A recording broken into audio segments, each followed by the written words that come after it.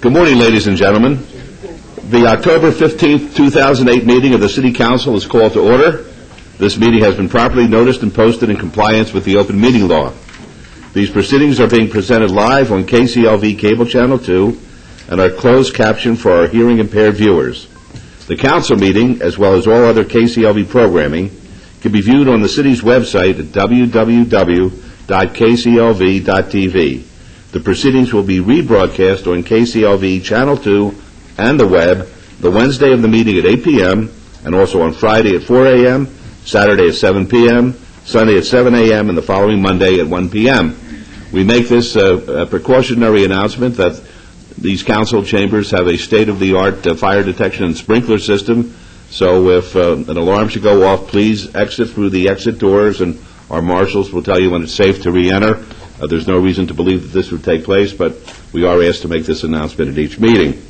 Before we proceed with the agenda, would everyone please rise for the invocation given this morning by Reverend Cindy DeLong, Religious Science, and please remain standing for the pledge.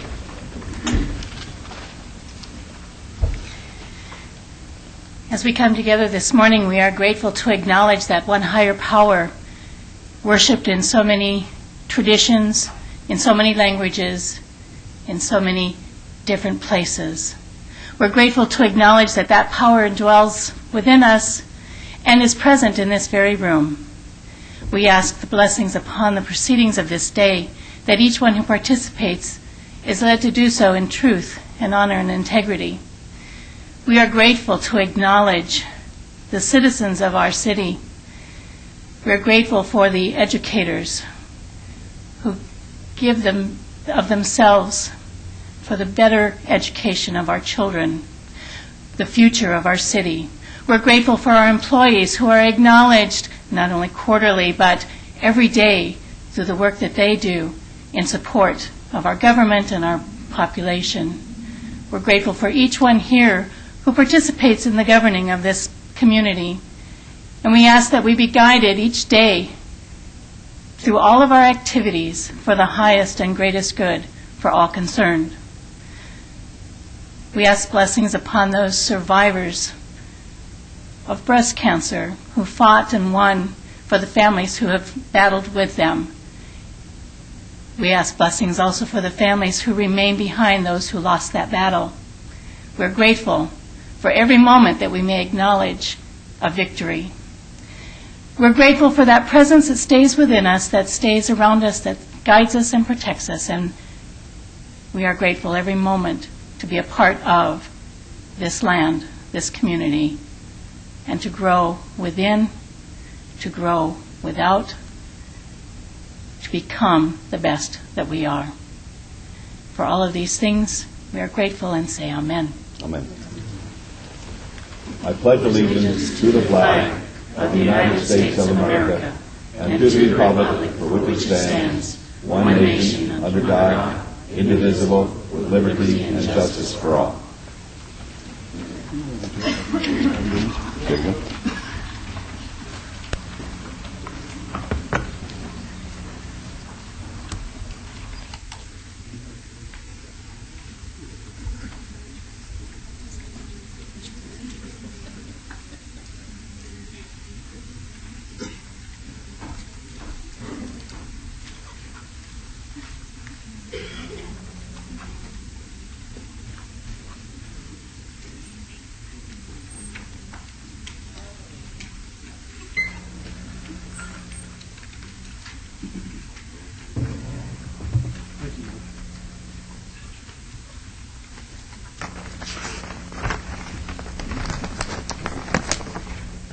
Good morning once again, ladies and gentlemen. This is the ceremonial portion of our agenda, and for our first item, we're going to recognize the October Employee of the Month. And I'd like to ask Jim Carmody, who is our court administrator for the Las Vegas Municipal Court, and Rhonda Ruby, a budget analyst with the Municipal Court, to join us at the podium. And I'm proud to announce that the October Employee of the Month is Leslie Wolford. Leslie, please join us.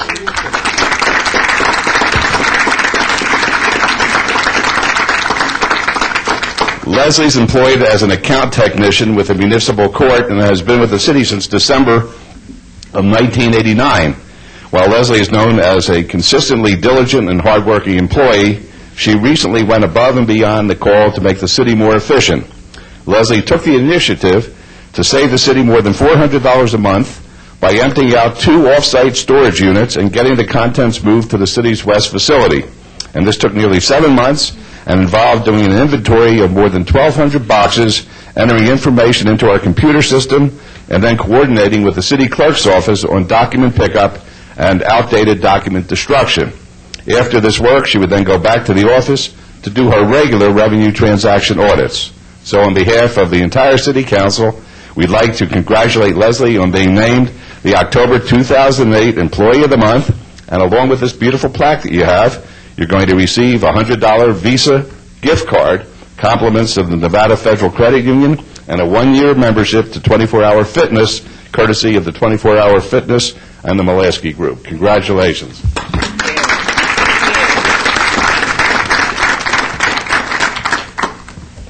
Jim? Thank you, Your Honor. Leslie, we're very proud to work with you, and congratulations on this well-deserved honor. She represents the best of our employees, Your Honor, members of council, and we're very proud to work with her. I'd like to introduce Rhonda Ruby, who is her supervisor, who nominated Leslie, who has a few words. Rhonda? Well, the mayor did an excellent job of saying virtually everything I was going to say about Leslie, and she actually is one of our best. But I really would like to say that the City of Las Vegas thanks you for your diligent effort. In addition to the $4,800 a year that you've saved, there's additional administrative costs that we know that goes into every financial transaction that we have here at the city. And we all appreciate her work. The municipal court family, you represent the best of us, like they've said. And to take the initiative and to go the extra step, more than just doing your job, doing what's right. That's what's really important. Congratulations.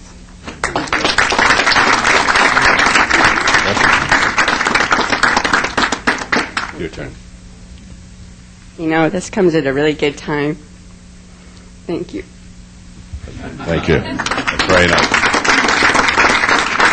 All right, now before I call item number 2, I have a personal matter that I have to tend to. I'm a degenerate in a lot of ways, and one of the ways is I bet on anything that moves. And if I saw a cockroach, I often say I would bet whether it's going to move left or it's going to move right. But the truth of the matter is I do love the UNLV Rebels. I love the football team. I love the basketball team. I love all the sports there. And every year I place a bet on the UNLV Rebels when they're playing the University of Nevada Reno Wolfpack. I call up my good friend Bob Cashell, who's the mayor of Reno, and we decide what the penalty would be for the losing team's mayor. Well, this year,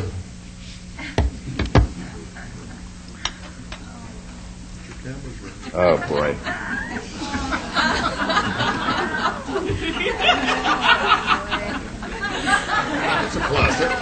This year, as you can tell,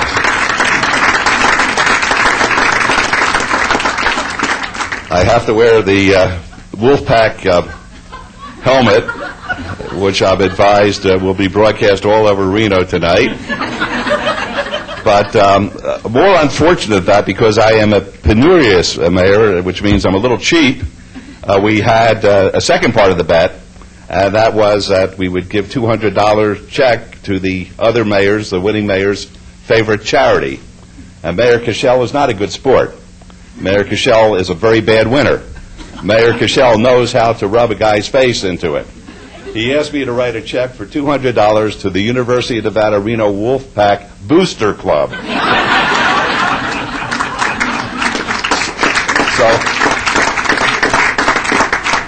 on Friday, we're going up to Reno for a meeting with some of the mayors throughout the state, and Mayor Cashell will pick us up at the airport, and I know the first thing he's going to do is going to have his little handout, and I will then deliver the check to him personally. So I think I've fulfilled my end of the bargain, and now we'll call item number 2, which is we're going to ask Betty Evans to please, she's the chair of our Senior Citizens Advisory Board, to join us at the podium, and Betty's going to introduce us to the Senior of the Quarter. Betty? You want to wear this? No, I was going to say, I am so glad I am not wearing it. This is a hard act to follow, isn't it? So, but we want to recognize someone in our community who makes a special effort to help seniors, people in rehab, and children. And today, that person is Don Fabi. So, Don, would you come up here with me?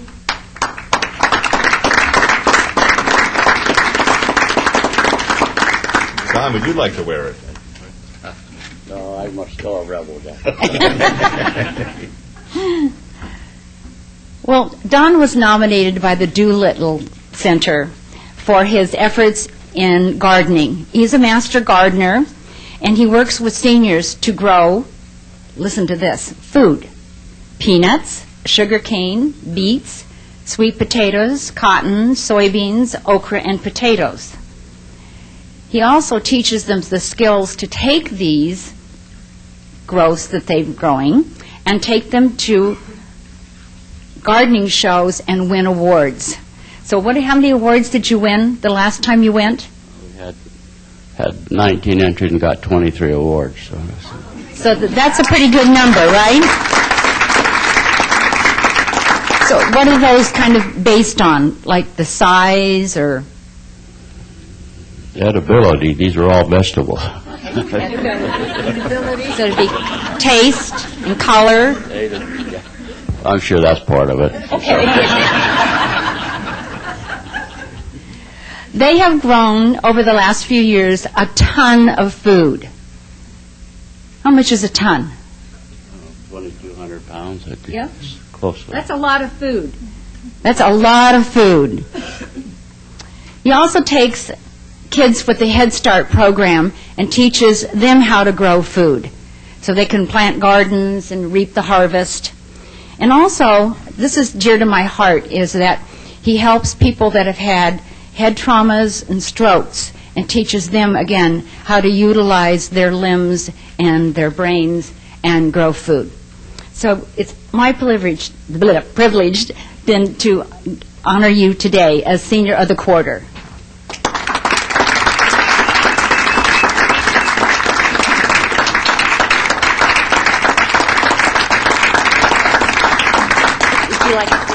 Yeah, I have a comment. I might need the podium or something. Sure, go for it.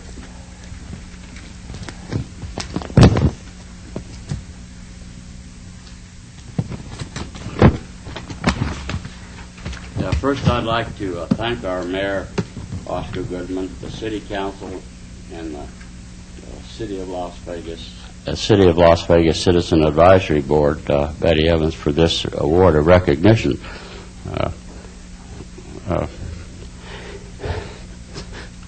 I'll get through it. It's not all about me. It's all about all the support, continuing appreciation I get from your Judith Sanderson, senior staff, and especially her site visit. She comes over there dressed very professionally to go to work, and she leaves with muddy shoes. So on her visits, and Nicole Korowitz, the Doolittle Senior Center Director. I think we have a special connection with her in the need for this project. And then your Parks and Recreation crew, with their assistance, when their assistance is needed. And I'd give them all a raise if you could find the money in these tough economic times. It's also about the direct hands and support I get, the rakes and hoes and shovels from my volunteer group of master gardeners from the UNR Cooperative Extension Master Gardener Program. They show up weekly, and they water and weed and plant the veggies and give other advice to the seniors there that are part of the program. And it's also about the free vegetable seeds and transplants we receive from Plant World Nursery that supports our cause at the garden. The Doolittle Senior Center community garden need is well established in these tough putting food on the table times. The center's 40 raised beds not only provide food for the center senior participants, but also participate in the Garden Writers Association national program, Plant a Row for the Hungry. Okay. Since our participation starting April 8th in 2003, the garden has produced out of love and freely given to the needy and homeless in Las Vegas community, the street people, in excess of 3,108 pounds of fresh fruits and vegetables. So it's a valid city program, and its need is there. And being retired, I need a reason to get up in the morning. So again, thank you again for the special recognition. As I said, it's not all about me. And then, in closing, I invite all of you in attendance to visit the garden. It's prime time, and we're in full production. Thank you. Very special guy, Doc. Very special. Really. That's terrific. Thank you. Thank you. Very special fellow. For our next two items, Councilman Barlow will recognize a local company for their community service efforts and proclaim October 19th through 25th as National Lead Poisoning Prevention Week. Councilman? Thank you, Mayor.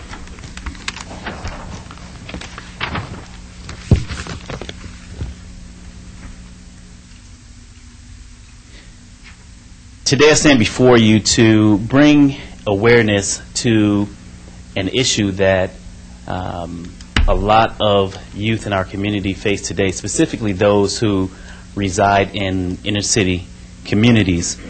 That awareness topic is childhood lead poisoning. Childhood lead exposure is a national issue.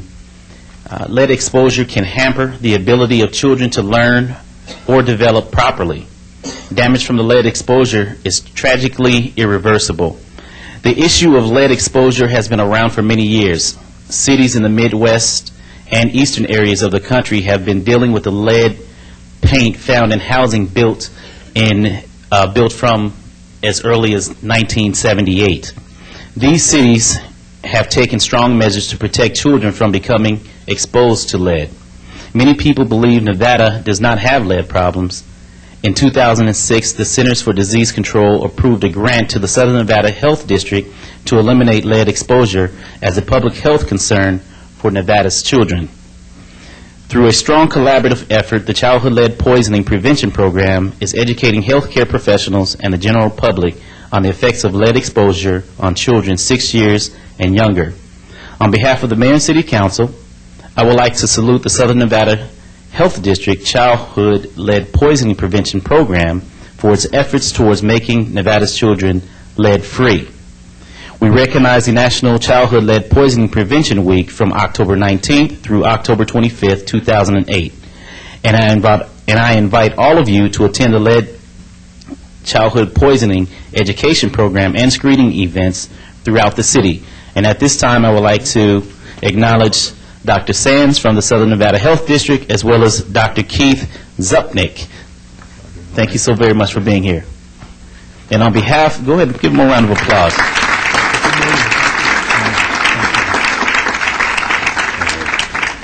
And on behalf of the Las Vegas City Council, Mayor and Council, I would like to proclaim this day, October 19th through the 25th, 2008, as the National Lead Poisoning Prevention Week. And so at this time, I would like for you to share a few words with us, if you will. Thank you so very much. Thank you, Councilman Barlow, for putting us on the agenda today.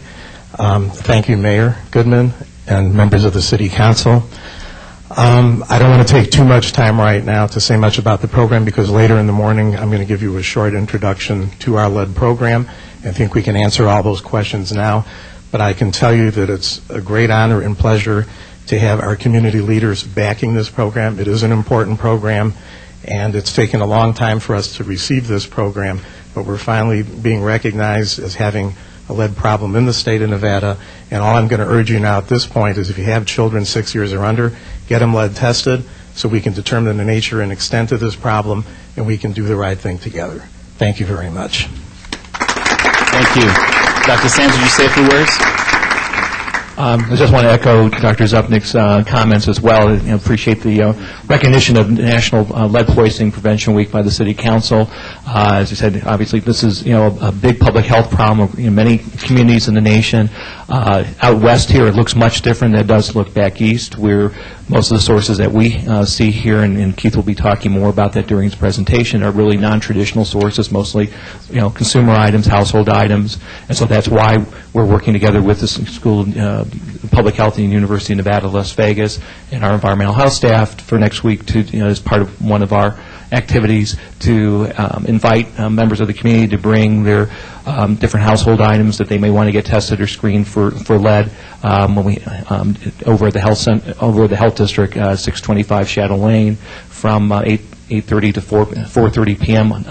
Next Wednesday, October 22nd, so that we can identify sources of lead in our community and eliminate that. That's going to be our best hope to be able to prevent children from being exposed to lead and protect their health and make sure that they're able to grow and to learn and be able to attain their full potential. Thank you. Thank you so very much. Thank you, Dr. Sam. And we'll be hearing from you shortly. Thank you so very much. Also, this is just a PSA for those city employees and those residents who are looking to participate in a great philanthropic endeavor. Jude 22 is a program that is housed here in our city, and they provide food for seniors in need. And so for that, I would like, go ahead and bring the canister forward. And for that, thousands of Las Vegas seniors over 65 years of age live at risk of hunger and malnutrition.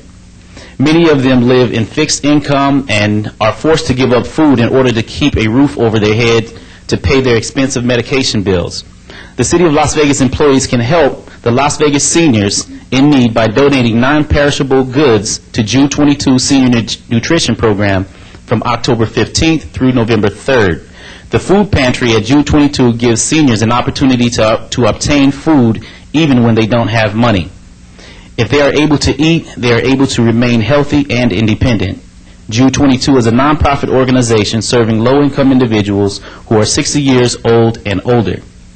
Seniors can obtain free emergency food assistance every month if needed. Demand is outstripping supply at Jude 22. Since April of this year, about 150 more clients per month have sought emergency food services. About 930 senior clients are receiving canned and box items to tide them over for the 10 days that they can receive food for the month.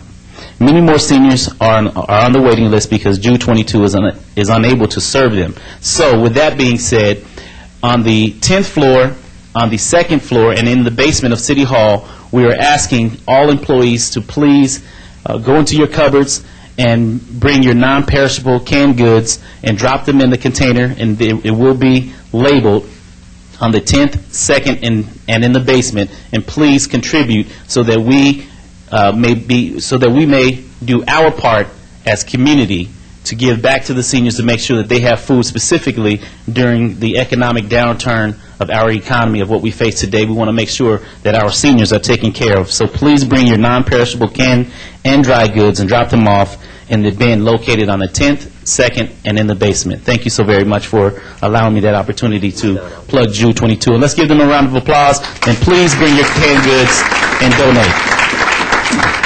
And my last item for the day, I would like to recognize a great organization, the Windermere and Associates. Windermere and Associates, a real estate company, dedicates one entire business day each year to work together on neighborhood improvement projects in order to give back to the very communities that we live, work, and play. We, the Las Vegas City Council and Mayor, would like to recognize you for volunteering nearly 500,000 hours of community service. Ladies and gentlemen, 500,000 hours of community service. Hi, nice to see you again. How you doing? Hi, how are you? Good seeing you. Thank you so very much. Each office at Windermere selects a project that best serves its community's needs, which include cleaning, landscaping, painting, and even light carpentry to benefit senior citizens, from which we were just discussing.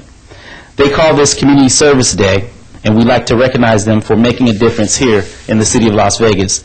Supporting programs that provide housing and related services to help homeless and low-income families is a natural extension of this business, and every time a sale is made, a donation is made to the Windermere Foundation, which makes all of this possible. Without further ado, please help me welcome owner Robin Yates and their Director of Marketing, Deb Shields, who are here at the podium.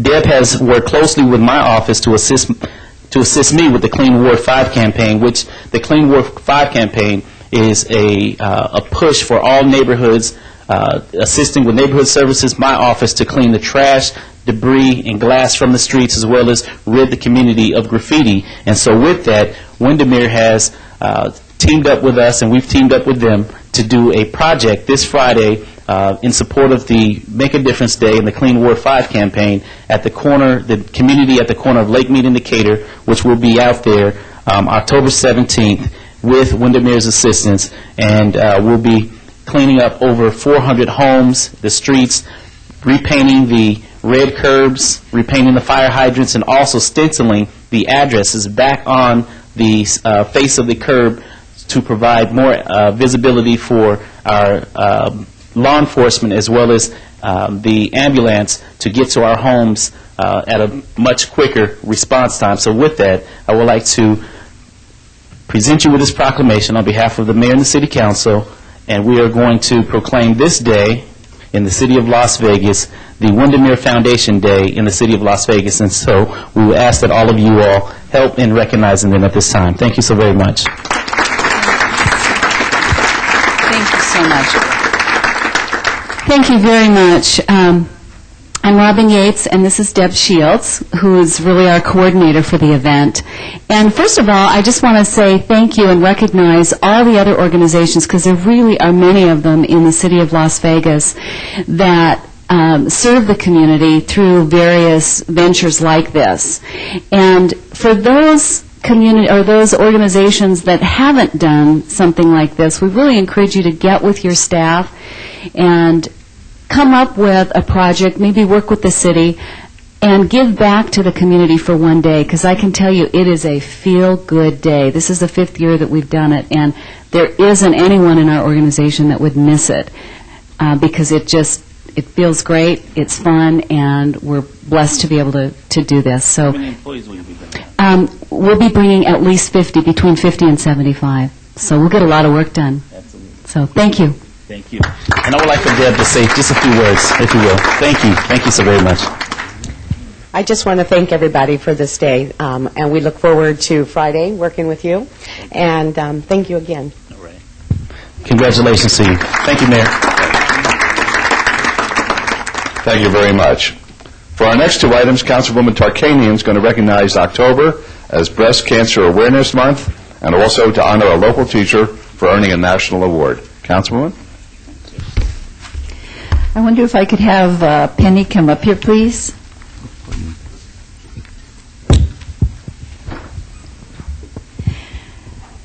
Hi. Throughout our school system here in Las Vegas, we have several bright jewels, examples of what it is that makes us, in many ways, the best that we can be. And these jewels are examples of the highest and the finest in the world of education. Too often their achievements receive only a line or two of recognition in the media. Too often we're not even aware of their accomplishments. But what they offer to our community deserves a lot more. Today our mayor and city council are recognizing one of those jewels, Denise Penny Romanowski. Yes. Yes. Would you like to have your family come up here with you, Denise? Come on up. This is my family and my school family. School family, too. You know, unless you've been a teacher, it's difficult to understand all that you give if you're one of the best. It's difficult to understand how hard it is against the negative press, against the parents who sometimes aren't always happy, because they don't get everything they want. It's not easy to be a great teacher. When I taught, maybe we didn't get much salary, but we had a great amount of respect throughout the community. Today, they still don't get very much salary, and the respect hasn't been as high as it should have been. So I feel very honored to be able, with our mayor and our city council, to recognize one of those jewels that we have here in Las Vegas. Denise Penny Romanowski is a teacher at Hyde Park Junior High School. She combines imaginative, out-of-the-box cognitive development with rigorous academic exercise. And Penny has been presented with the 2007 Presidential Award for Excellence in Mathematics and Science. It is an extremely prestigious national award. She was only one of 99 teachers nationwide to receive this award, grades 7 through 12. And it is a great honor for our city. It is a great honor for our state of Nevada. And I want you to know that when I visited her recently at Hyde Park, perhaps the greatest honor of all was shown by the parent that was there in your classroom. I don't know if you knew that every time you spoke, and I think you had your back to him, you couldn't see, but I could see he was saying, "She's the best, she's the best, she's the great." I mean, she had her own cheerleading squad there. And the thing is, I knew, because I could feel the tremendous synergy between teacher and parent and child that makes a person a great teacher. And Penny, I just want to ask you to say a few words after I give you this proclamation. I'll give it to you to hold here, and you could show your daughter and your teacher team. This certificate of achievement is presented to Denise Penny Romanowski, Hyde Park Academy of Mathematics and Science. She is the recipient of the 2007 Presidential Award for Excellence in Mathematics and Science Teaching. The Presidential Award for Excellence in Mathematics and Science Teaching is the highest recognition in our nation that a teacher, kindergarten through 12th, can receive for outstanding teaching in the United States. So congratulations, Penny.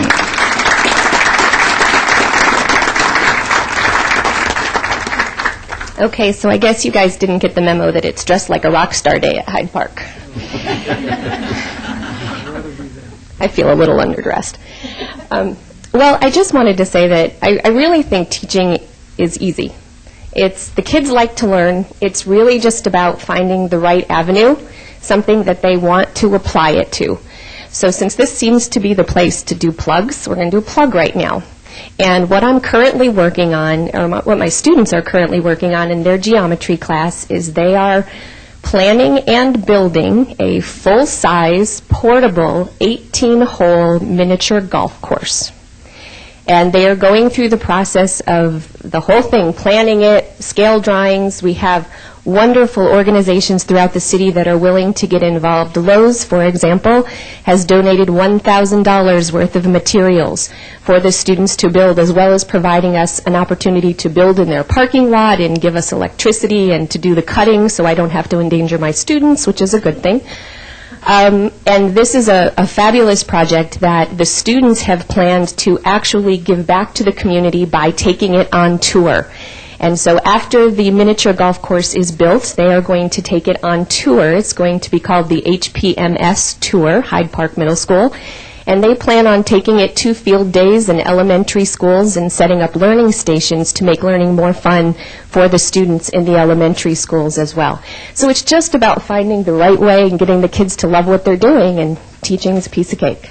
Thank you very much. I appreciate the award. Oh, don't give a teacher a microphone. This is actually bigger than the national award. Thank you. Thank you. Penny, could you bring it up to the 10th floor so we could play too? Thank you very much. Congratulations for your mom, too, honey. Thank you very much. And I now would like to ask Tracy and Justine to come up, please.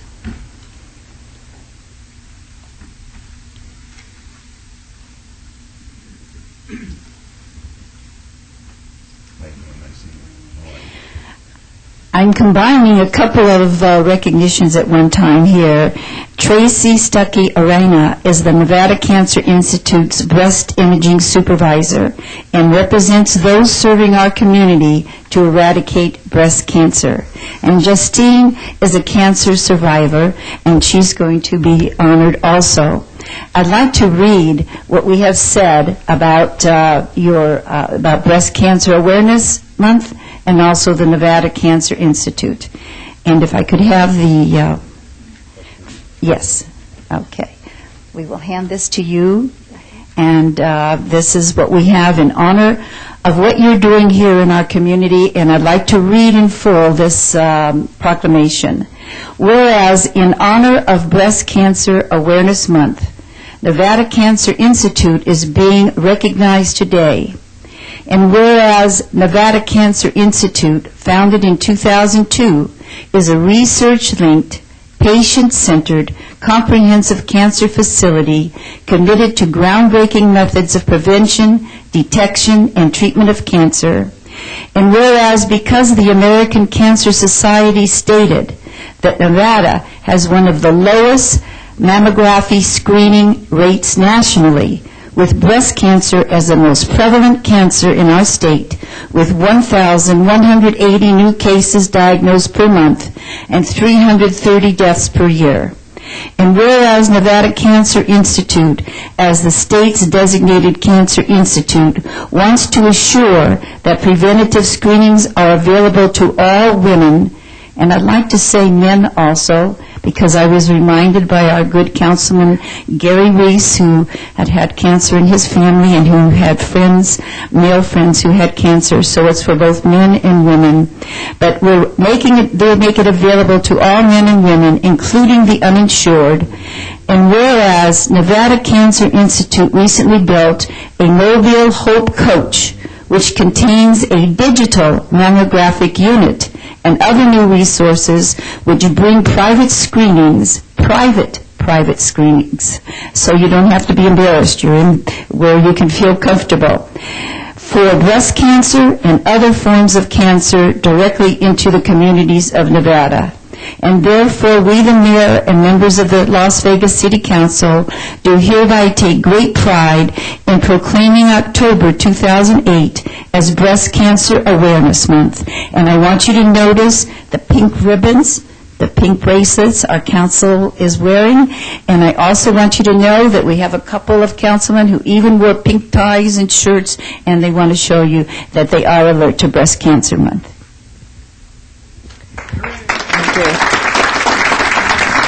I'd like to thank the council for bringing attention to this really important month on behalf of the Nevada Cancer Institute, as well as the breast cancer patients, survivors, and caregivers all across the state. We appreciate the focus on this. We have a long way to go here in Nevada to get our screening rates up. And there is something that all of you can do who are here in this room and who are watching today. And that is to encourage your loved ones, both men and women, to get screened, to be aware. The key to surviving breast cancer is early detection. And our doctors in the state and our researchers in the state are all working very diligently to take care of our patients here.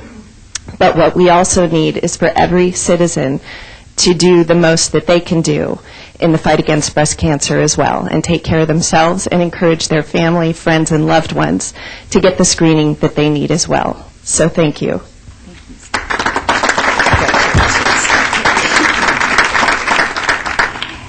I'd like to say a few other words now.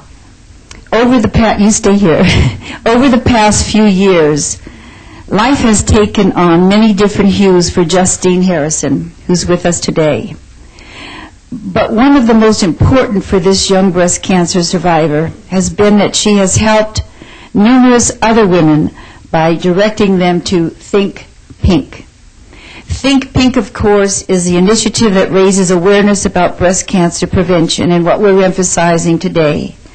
In addition, having attended UNLV and the Boyd School of Law, she is now the counsel for the Nevada Cancer Institute. Justine has watched her sister, her mother, and her maternal grandmother battle cancer. She lost her sister. She found that she herself had the illness while she was in her first year of law school. She had surgery in June 2003 and began chemotherapy in September of that year.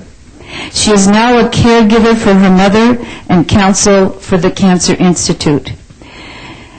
I'd like to read to you a quote that she stated I found in the background information. "Being critically ill made me focus on what's essential and what's not." She said, "When you have a limited amount of energy to expend, you become very conscious of what to expend it on." So today, we're giving Justine a certificate of recognition which says, "Presented to Justine Harrison, Vice President of Legal and Government Affairs, Nevada Cancer Institute. Breast cancer survivor, caregiver to her mother who is also a breast cancer patient, and advocate for better oncology services in Nevada. Thank you all, and thank you from all of us for your efforts." Presented by our Mayor and City Council.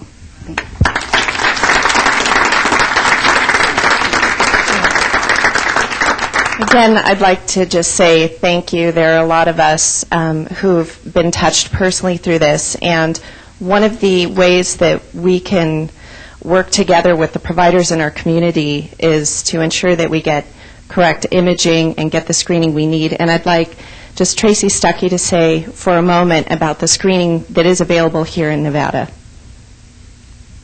First, I'd like to congratulate Justine on her award. I think that was quite a surprise. I do want to encourage all the women out there to have their screening mammograms done.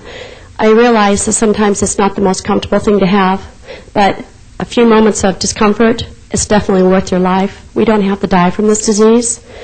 It's a curable disease as long as we catch it early. Remember, early detection is important. Do your breast exams every month regardless of your age. Make sure you see a physician once a year to have a breast exam. But get your mammograms. And, you know, it's uncomfortable. I do these on a daily basis. And some women, it's a little worse than others. But again, it's only a moment of discomfort to save your life. Thanks for being with us. Congratulations for your awards. My son out there? Tell him I say hi, will you? Thank you, Mayor. Thank you. Thank you. Thank you for coming down today. Thank you. Congratulations. Are you involved with the control room? Yeah, I mean, you're sounding. Be on the town side. It's going to be out of the town side.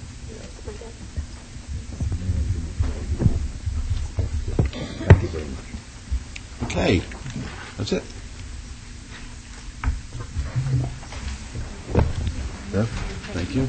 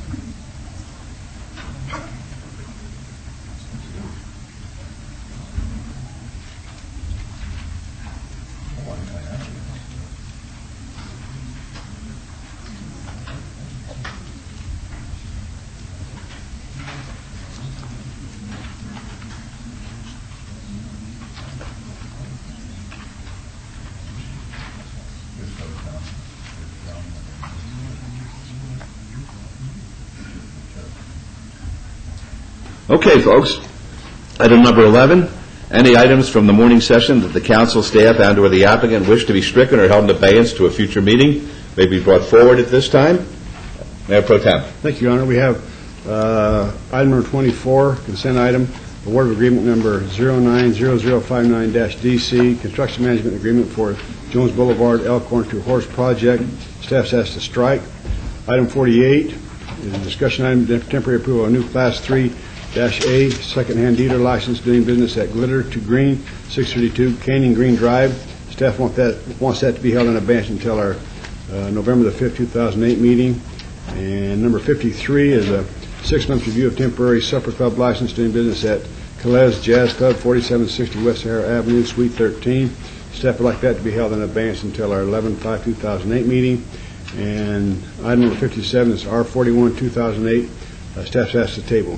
Council members, at this time, is there any other items we need to take action on? Hearing none, Your Honor, I make a motion that we bring these 4 items forward and take appropriate action, please, with all conditions. Thank you. Let's vote on that, please. Opposed? Motion carries. Thank you.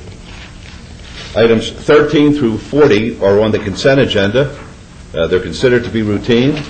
They're recommended for approval. Yes? Number 12, the minutes. Okay, thank you. Mine's stuck together here. Number 12, good.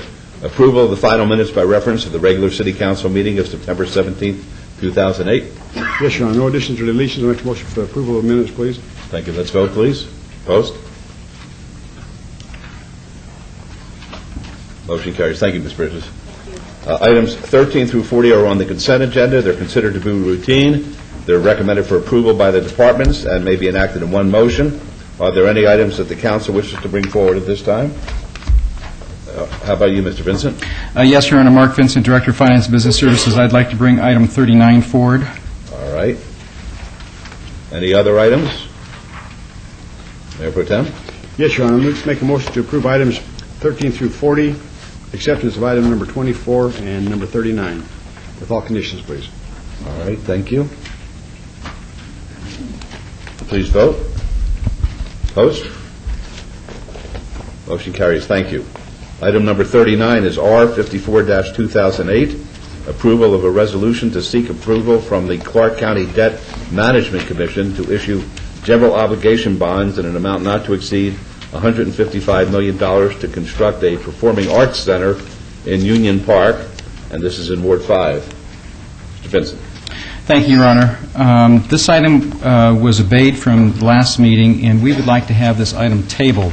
At this point, as you know, with the credit markets being the way they are, with the lack of liquidity, we're having difficulty being able to sell the bonds at this size and at a reasonable interest rate, and we feel that we need to go back and rework our plan for the Smith Center, and I think we need some additional time, so I think appropriate action on this item is to table it. All right, thank you very much. Councilman Barlow. Yes, Mayor, I would like to follow to obey this item. I'm sorry, to table this item. All right, that's the motion then. Let's vote on that, please. Opposed?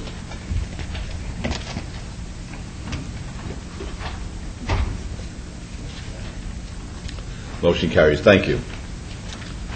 Item number 61 is being called out of order as a courtesy. This is the Planning Commission appointment for the position held by Sam Dunham, whose term expired June of 2009.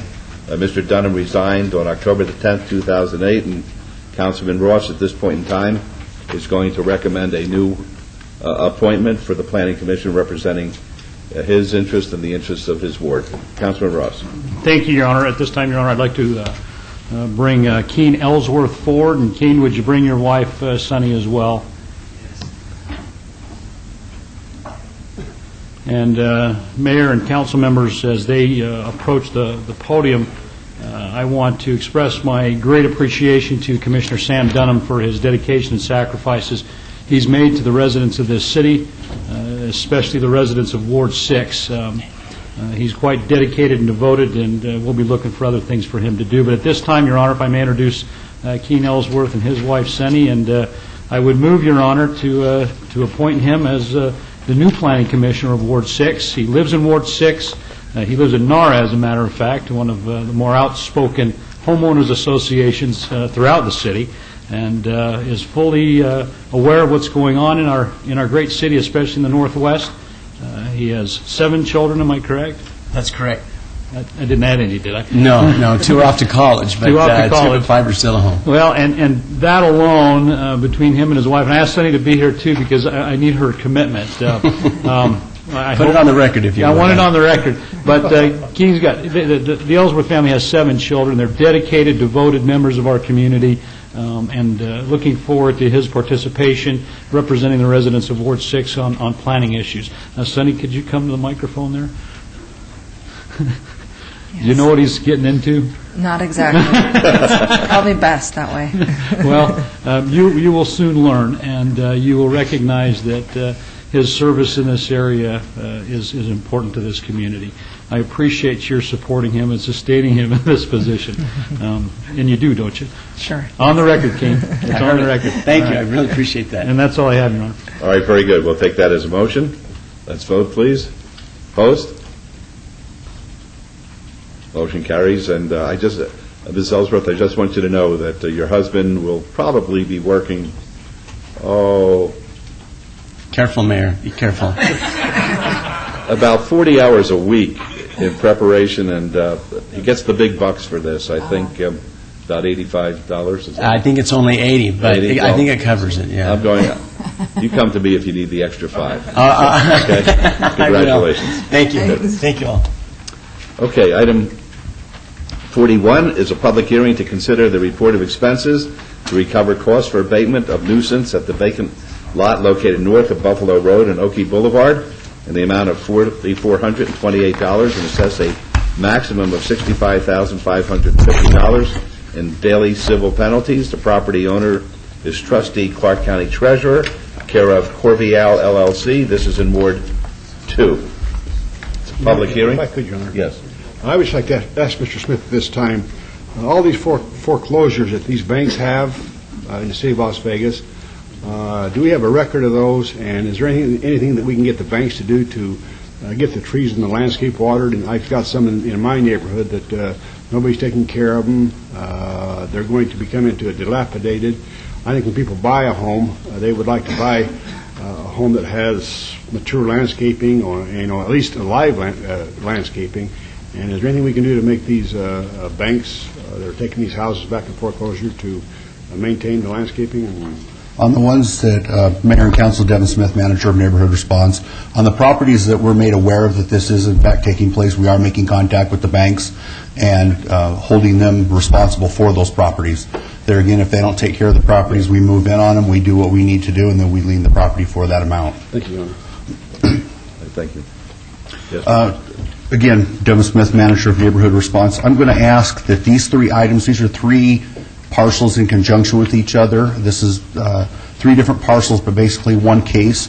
So I'm going to ask that these can be read as one to save you some time on this. All right, I appreciate that. I read 41. 42 is a public hearing to consider the report of expenses to recover costs for abatement of nuisance at the vacant lot located north of Buffalo Road and Oakey Boulevard in the amount of $3,853 and assess a maximum of $65,550 in daily civil penalties. The property owner's trustee Clark County Treasurer, care of Corvial LLC in Ward 2. It's going to be a public hearing.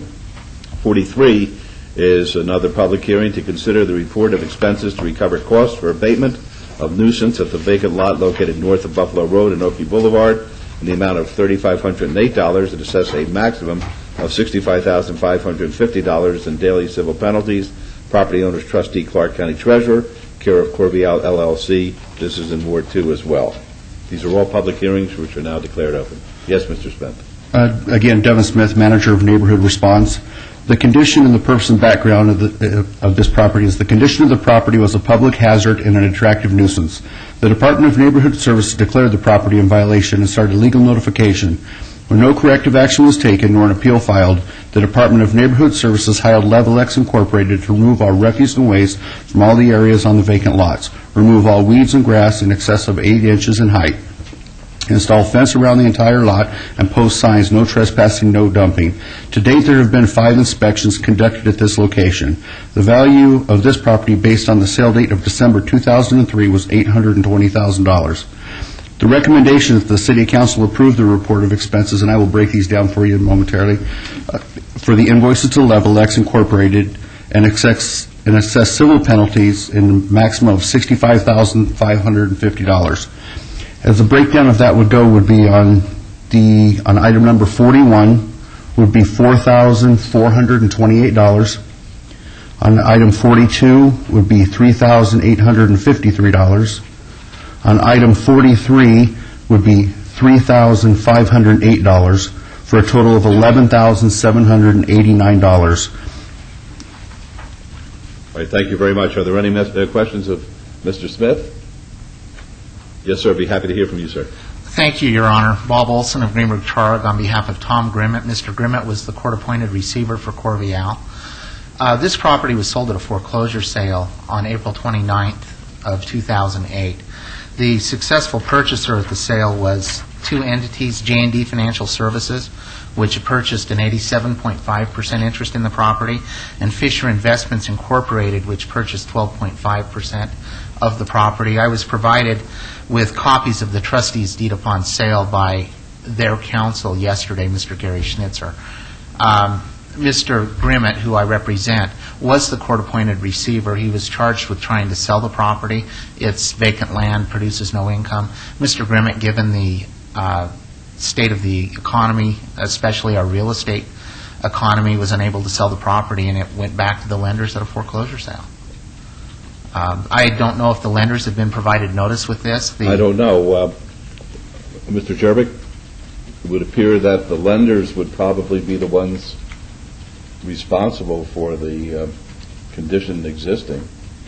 Ultimately, they probably are now. But if the question is, did we give proper legal notice prior to the proceeding, it sounds like... I don't know. I don't even know whether we knew that this went to a foreclosure sale. We would follow the statute. It's all I know that we... We have no, on our end, we have no record of that. Mm-hmm. All we show is that the Clark County took it over because of delinquent taxes. Why don't we do this so that we get the right parties in front of us and have the obligations satisfied by those who appropriately should satisfy them. Why don't we obey these, if I may suggest, Councilman Wilson? You tell us until when, and then we'll, Mr. Smith will have it checked out, and we can go from there. No, that's the appropriate thing, Mayor. I met with Mr. Harsons yesterday, and he told me that things were developing and things were happening along the way. So the fact that we got new information this morning is actually not surprising to me. So let's get it straight. Why don't we obey it just till the next meeting? Would that give you enough time, Mr. Smith? A couple of weeks? Absolutely. Okay, is that November 5th? November 5th. Okay, that's my motion to obey it till November 5th. Thank you. And let me ask Devin before he leaves, do you have the names of the individuals to contact now, or do you need to get together to exchange that information? I'll get together with the attorney. And I do have a copy of the trustee's deed that was recorded in May. For some reason, it does not show up on the assessor's records. Appreciate that. But I will provide a copy of that. Very good. Thank you. Let's vote on the motion to obey. Opposed, please. Motion carries. Thank you.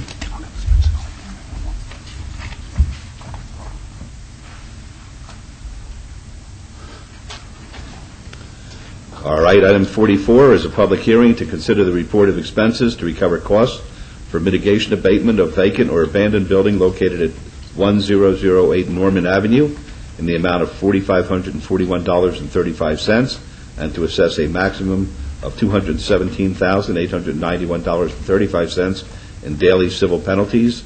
The property owners are Donald Maurice and Louise Clark, and this is in Ward 3. It's a public hearing which is now declared open. Again, Mayor and Council, Devin Smith, Manager of Neighborhood Response. The purpose and background is that the condition of this property was a public hazard and an attractive nuisance. The Department of Neighborhood Service declared the property in violation and started legal notification. When no corrective action was taken nor an appeal filed, the Department of Neighborhood Services hired WA Construction, LLC, to paint exterior, install protective covering, screenings, and security bars over windows and security doors over doors.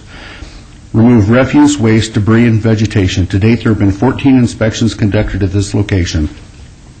The value based on the sale date of March 1984 was $51,000. The recommendation is that the City Council approve the report of expenses to include $3,249 to WA Construction Services in addition to other fees assessed for a total of $4,541.35, and consider assessing a maximum of $217,891.35 in daily civil penalties. Thank you. Are there any questions of Mr. Smith? It's a public hearing, folks. Would anyone like to be heard on this? Are the property owners here? All right, seeing none, we'll close the public hearing then and turn to the Mayor Pro Tem. Mr. Smith, how much do you say this property was worth? The last known sale date that it actually pulled up was $51,000, but that was 1984. So I don't know what the value of the property today would be. I'm sure it's not $217,000 worth. Probably not. My motion would move to follow staff's recommendation as far as the $4,541.35, but I would also like to assess another $50,000 that we can tack on there rather than $217,891. Okay. Mayor Pro Tem, if I may, was that 15 or 50? 50. 50? 50. Okay, thank you. That reminds me of a case that I once had where a fellow was charged with bank robbery, and we were down in California, and came time for his sentencing. And we had a sort of redneck judge up there, and he sentenced him, and my client said, did he say 4 or 40? Sorry, folks. Okay, let's vote on that, please. Opposed, please. That was relevant. Motion carries. Thank you. Okay, item 45 is a public hearing and possible action regarding the adoption of Clark County Regional Flood Control District Master Plan update for the Las Vegas Valley as an amendment to the city's flood control master plan. This applies to all wards, of course. It's a public hearing, which is now declared open. Mr. Cervantes. Good morning, Mayor and Council. Jorge Cervantes, Department of Public Works. This item is to adopt an update to the Regional Flood Control District Master Plan for drainage facilities. The original plan was adopted in 1986. Nevada revised statute required that this plan get updated every 5 years, and that the local jurisdictions adopt this new plan. The current 2008 master plan consists of 745 miles of conveyance facilities and 94 detention facilities.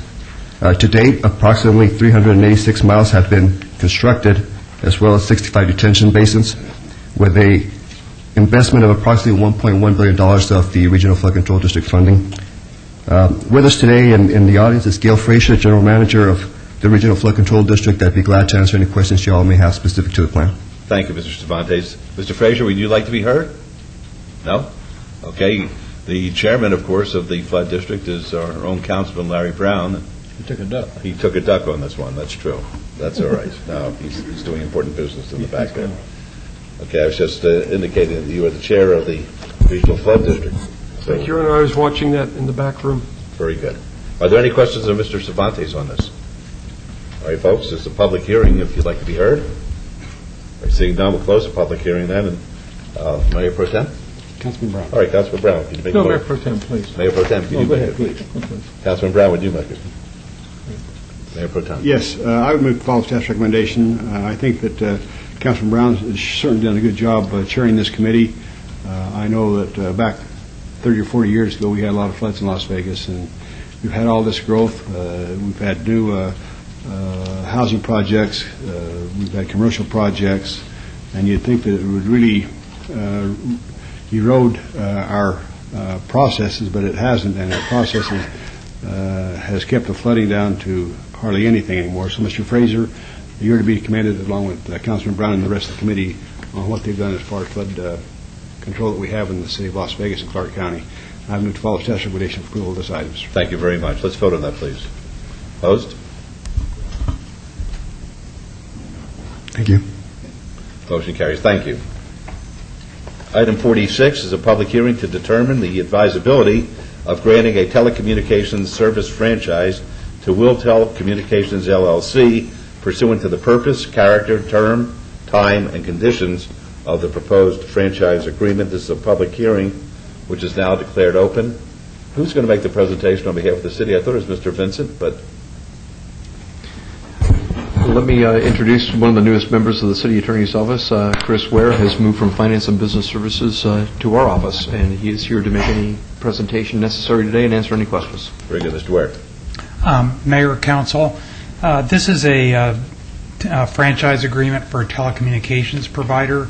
It's a little unusual in that this is really just a replacement agreement for a provider that has been in the city for 10 years now under an old existing agreement. The reason we're doing a new agreement is that the old agreement is expiring, like our other franchise agreements, and we have about 10 of these with telecommunications providers. These agreements provide for standard right-of-way management, which includes things like construction permits, insurance, indemnification, bonding, and the payment of 5% franchise fees on gross revenues. And with that, I'll take any questions you might have. Thank you very much. Are there any questions to Mr. Ware? Yes, Your Honor. Yes. What provider are they replacing? You said they were replacing... I'm sorry, we're replacing an agreement. The provider is staying the same. It's the company called Wiltel, but Wiltel has a 10-year-old agreement that was done in 1998. That agreement is expiring this month, so we need to put a new agreement in place. So we don't have a new provider then. We just have a continuation of the service that's been providing, that we have been providing. Exactly. The company is the same. The facilities are the same. It's just the agreement is replacing an old agreement. Okay, it's a public hearing. Would anybody like to be heard? All right, saying no. Mr. Mayor, Yes. I just wanted to say I've been a little uncomfortable with this because I have a concern about telecommunications perhaps having as much authority in our public right-of-ways. However, after discussion and information presented to me concerning the fact that this is federal law, we need to follow it, I'm going to vote approval. All right, thank you, Councilwoman. Folks, public hearing, if you'd like to be heard. Seeing none, we'll close the public hearing then. Mayor Protem. Yes, I move follow staff's recommendation for approval of this item. Good. Okay. Oh, okay, thank you very much. We'll move on then to item 47, since that was just a informational public hearing. What we do with that, Your Honor? I mean, Beverly. 47 is report from the Southern Nevada Health District on the Childhood Lead Poisoning Prevention Program.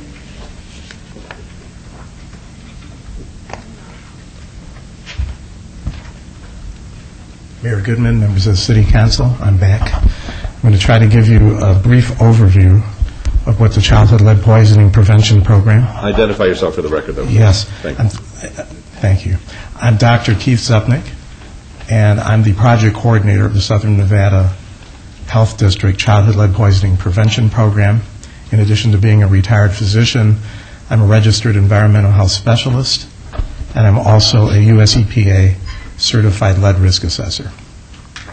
And what I'd like to do this morning is just give you a brief overview of our lead poisoning prevention program, and then sometime after this meeting, I will have someone deliver to you an interim report which will give you more details on what the lead program is about, but I know the time is of the essence, so I'm going to try to give you enough information and not exceed somewhere between 5 and 7.5 minutes. Put the timer on, Mr. Bridges. No, I'm kidding. Let the clock begin. Let me just see if, well, we'll see. Hopefully when I push one of these buttons, nothing dramatic happens. Okay, first of all, in 1993, we have a quote from the Centers of Disease Control stating that lead poisoning is the foremost environmental childhood disease today. Now, we've made great progress since 1993, but lead poisoning and lead exposure remains a significant problem. Now, do we need to be concerned about lead exposure? Do we need to be concerned about it particularly in our community here? Well, what happens if a child is exposed to lead? Lead is a toxic substance, and it can attack many different organ systems. Now, people might ask, well, doctor, my child has headaches or I have an upset stomach. Does he have lead poisoning? Could be. Doctor, my child doesn't have any symptoms, but I think he was exposed to lead.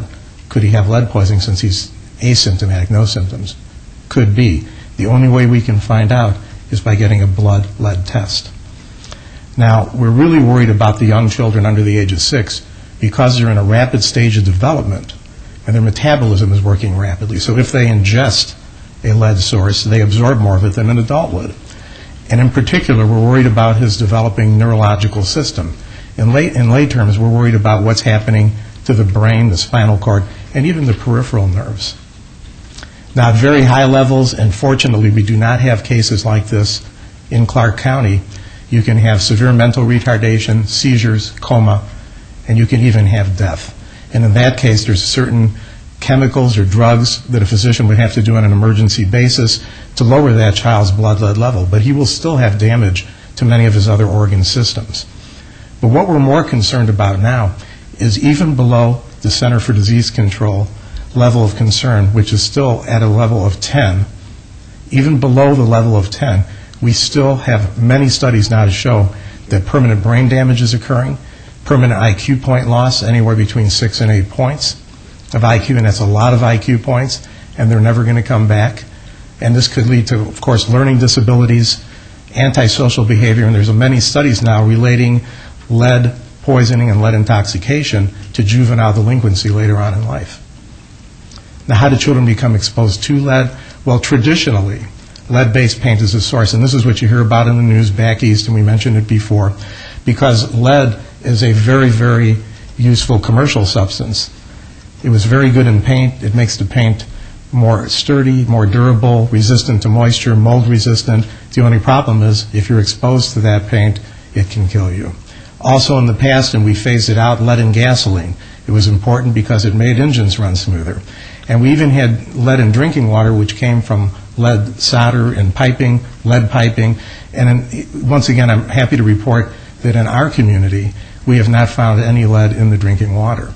But what are we finding nowadays? And you've seen this in the media in the last couple of years. It's very important.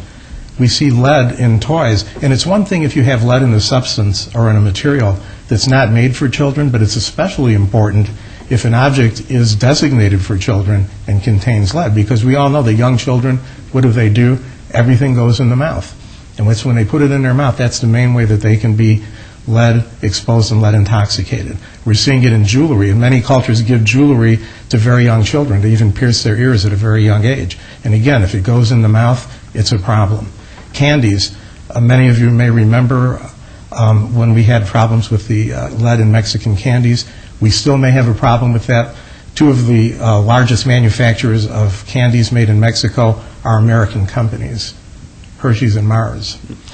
So there was a time a few years ago when I personally was involved in removing these candies from the shelves.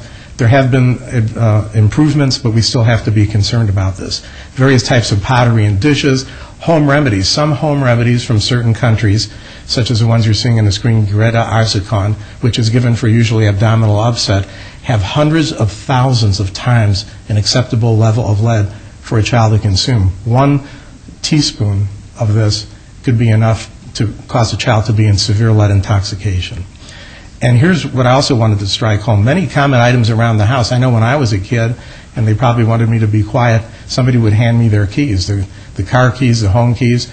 Your average home keys that you have made at the local store have lead in it. And if the child is chewing on it, we've actually had a child here that he was chewing on a key charm from one of the local casinos celebrating a year anniversary, and that had 50 times the amount of lead that is acceptable.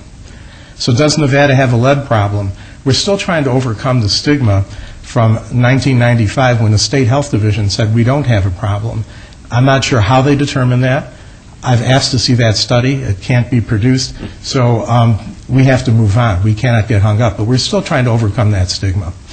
So this is why we need a CLIP. Now, CLIP is short for Childhood Lead Poisoning Prevention Program. So I'm going to refer to it to a CLIP.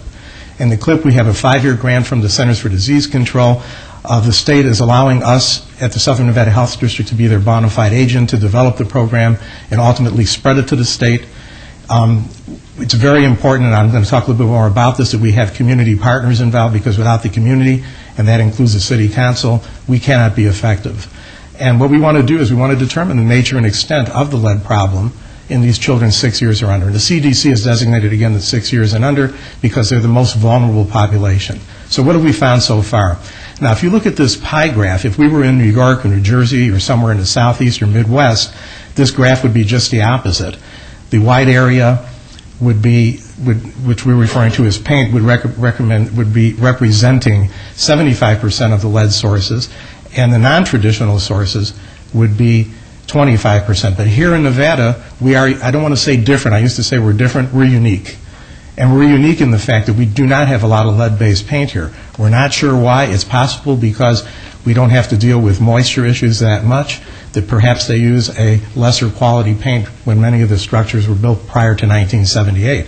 But these non-traditional sources are what I mentioned before, the toys, the jewelry, the home memories, everything but lead-based paint. So 75% of what we're finding here is non-traditional.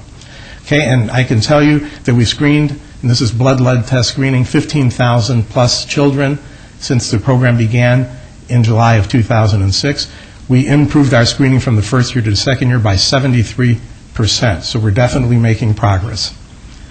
But what we found is, and again, we have to appreciate that levels below that CDC level of concern of 10 still cause permanent brain damage and permanent IQ point loss. 24% of our children tested have found to have lead in their blood. And once you have lead in your blood, it's also stored in the bone and teeth, and it's stored in there, we believe, over 30 years. So that lead is around, and it can be mobilized. When your body needs calcium, it takes it from the bone. Well, if lead is in that bone instead of calcium, lead is going to get mobilized again, go into the blood, and affect other organ systems in the body. So what are we going to do for these children if they've been exposed to lead? Well, the first thing we need to do, and what the lead program does, is we have to evaluate these children. And once again, I know I'm not supposed to be repetitious, but we have to get a blood lead screening, because without it, we're never going to know what the nature and extent of this problem is. And then we also have to keep data and statistics. We have to tabulate them. We have to figure out who's our target population here in our community, and we have to target those in particular, but all children can be affected, and we need to worry about all children. Okay, and then we have to assist these families. If their children have already been exposed, then what we need to do is we send out an environmental health investigation team, and we look at the environment in a home. We have a machine that costs between $20,000 and $30,000. We have several of them that it evaluates and assesses the components of a home for lead-based paint hazards. We also look at other things. We look at what food they're eating, what kind of bowls they're eating from, what kind of toys they're playing with. If there's anything in their environment, whether it be in the home or out of the home, that may have caused their blood lead level to be elevated. But what do we really need to do, and this is what's the most important, is what we call primary prevention. Once a child's been exposed to lead, we want to try to help them by eliminating that source, but wouldn't it be better to prevent them from being exposed in the first place? And that's where, and I know we're past the ceremonial stage, but we have in the audience Maria Castillo-Couch, who actually is a City of Las Vegas worker who also needs to be commended, because she's the head of our primary prevention team, which makes educational brochures, and we not only educate the public, we educate physicians, and Maria is in charge of that committee, and we're grateful for her service. Okay, we also need, as I mentioned before, we need to connect with many community organizations at all levels, whether it's government, public sector, private sector. And here's just a list. You don't need to read all this, but we have UNLV in here, Health Insight with Dr. Bill Berliner. We have AHEC, Area Health Education Centers. We have the HMOs, the School of Public Health. We have a lot of people who are involved at every level of the community, and this list needs to keep growing and growing, because until we get everybody involved, we're not going to solve this problem. Now, protecting children from lead is not the whole issue. It's actually, lead is one of many what we call healthy homes issues. And by healthy homes, we're meaning we need to make sure that a child lives in a home that's not going to make him sick. And we do have some of these other factors here in Las Vegas: asthma, asbestos, various organic compounds, pest control problems, safety issues. When we talk about healthy homes, we're not going to just talk about children, but we're also going to be including our senior population. Are they going to trip over something in their home that's not constructed right and break their hip and need thousands of dollars of surgery that they can't afford if they're not properly covered? So we're dealing with a lot of issues. Lead is just one of them. This is a community problem. And again, children deserve to live in a healthy and safe home. And if we all work together, we can do the right thing for these children, our seniors, and we can have a healthy community in which to live. Thank you for your time. Thank you, Dr. Zupkin. I have a couple questions, and I'm sure the council may have questions as well. What is the cost of the test, and whether the party who is bringing their child in would have to pay for it? First of all, it's covered by those who are insured, It's mandated federally to be covered by Medicaid children. If they had to pay out of pocket, it would cost $20 approximately, and if they didn't have that $20, we haven't had too many cases of this problem, but I will find a way to finance that particular individual. I don't want any children to be missed because the family can't afford the $20 for that lead test. So I'll find the funds from somewhere, and we do have some funding set aside. It's not a lot, but I have it available for that purpose, Mayor. Second question, assume a child is found to have lead within their blood. Is there a cure, or do they just live with that for at least 30 years, according to your presentation? Well, once again, if it's very, very high, we give them what's called chelation therapy. And chelation therapy is we intravenously and orally give them a chemical that will bind the lead and lower it to not a deadly level, now to a very unhealthy level. There is no cure once you get lead in your body. There's absolutely no cure, and we just have to hope that we don't continuously and repeatedly expose that child to minimize the amount of damage. There are some studies that at very low levels, if the child is living in a nurturing environment, we may be able to develop other brain centers to overcompensate for the damage, but these studies are in their infancy. We're looking at them closely, but it's a very important question you bring up. Thank you very much. Are there any, Councilor Wilson? Thank you, Mayor Goodman. Doctor, thank you for your presentation. Forgive my ignorance, but when I went to grade school, we were required to undergo certain immunizations and vaccinations. I think we had to show proof before we were allowed to go into second and third grade. Number one, do we still have those kinds of things in our grade schools? And could we not incorporate this as some sort of mandatory test for all of our kids that are of the age that should be tested? Thank you, Councilman Wilson. A very good question. It is federally mandated, again, that Medicaid children receive this test. We are working now. We have a Legislative Affairs Committee. The head of that committee is Denise Tanata Ashby from the Child and Policy Development at UNLV, and we're working with Dr. Hardy, who sits on our Board of Health and also in the state legislature, to develop appropriate legislation to try to make screening mandatory in some way, in some form. The other problem is even if you pass legislation to make it mandatory, how do you enforce it?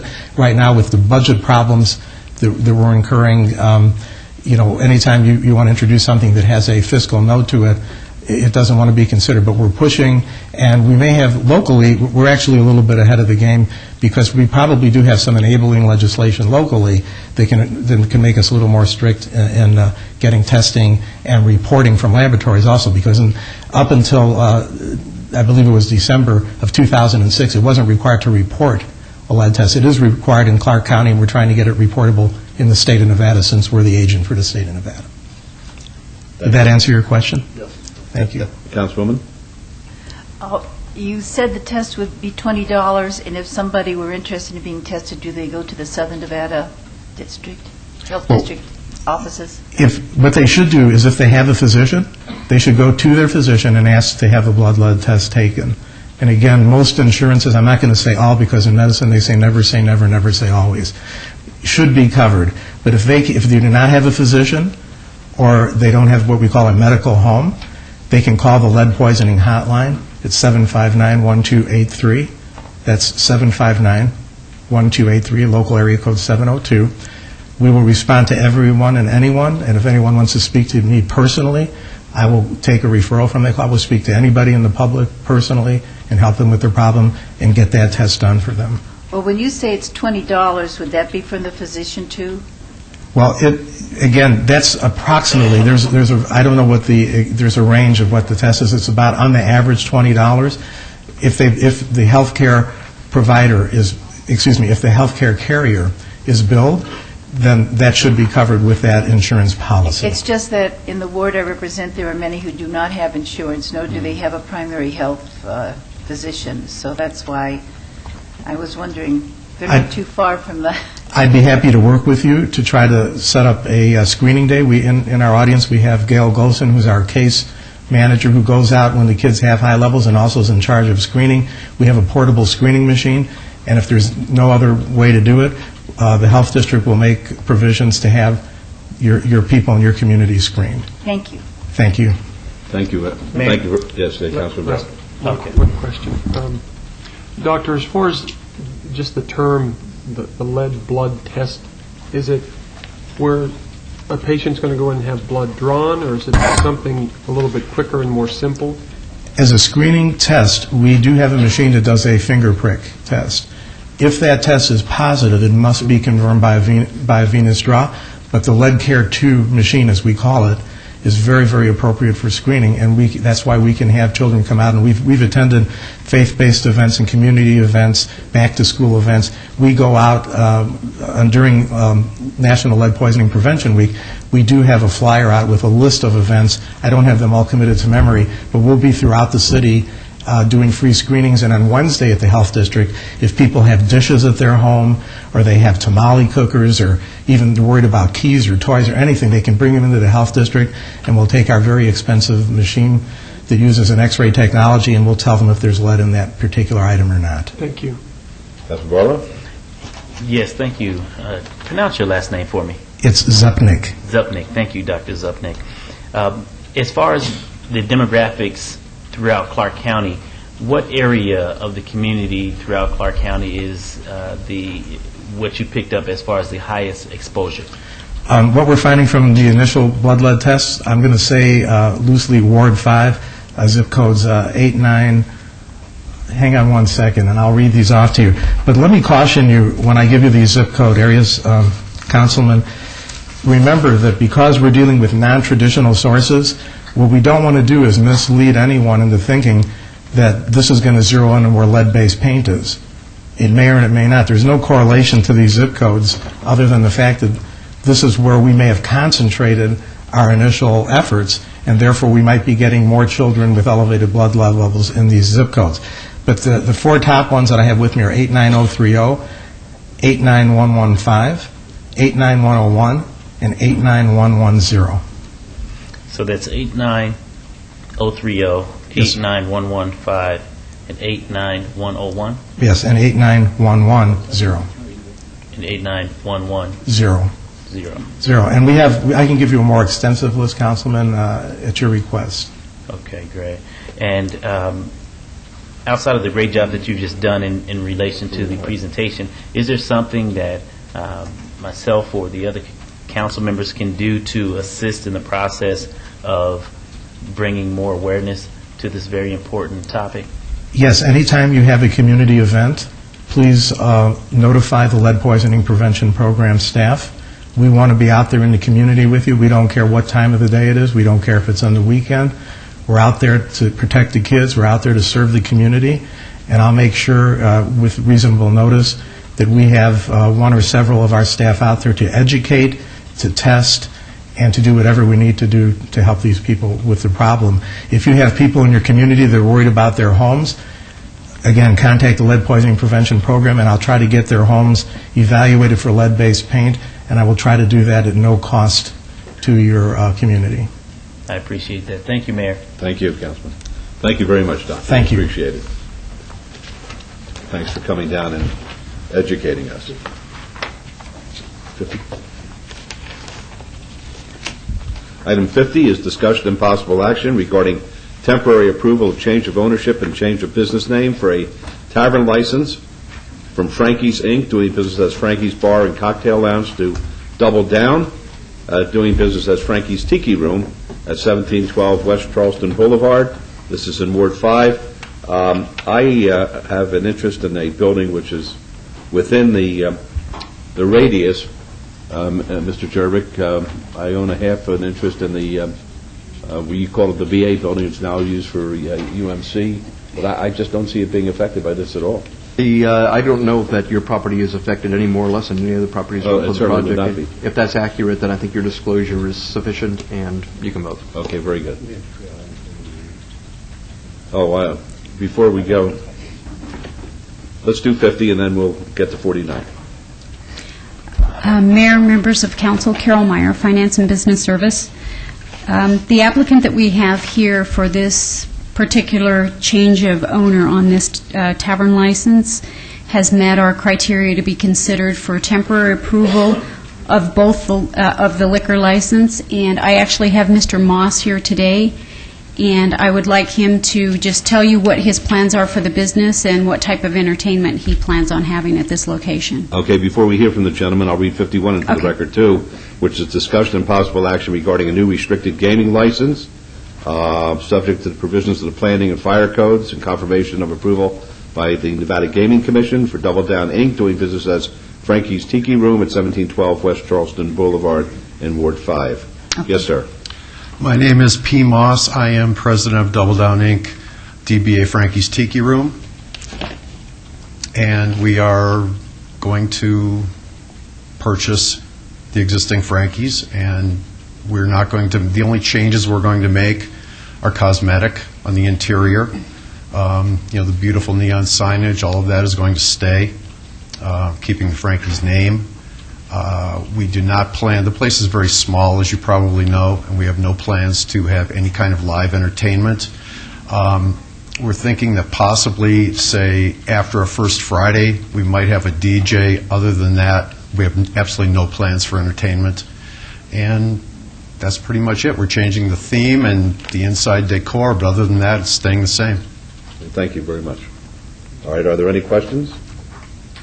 All right, hearing none, may I have a motion, Councilman Barlow, please?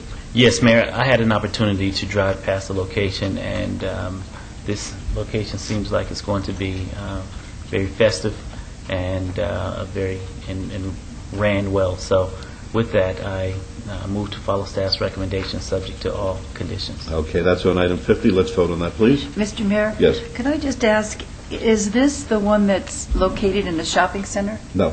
No, this is a separate one. It's a freestanding building. It's a little bit to the, I guess, the south. East of Shadow Lane. East of Shadow Lane, yeah. okay. This is what I was once told was a really highly praised, sought-after destination of reporters in the city. Oh, really?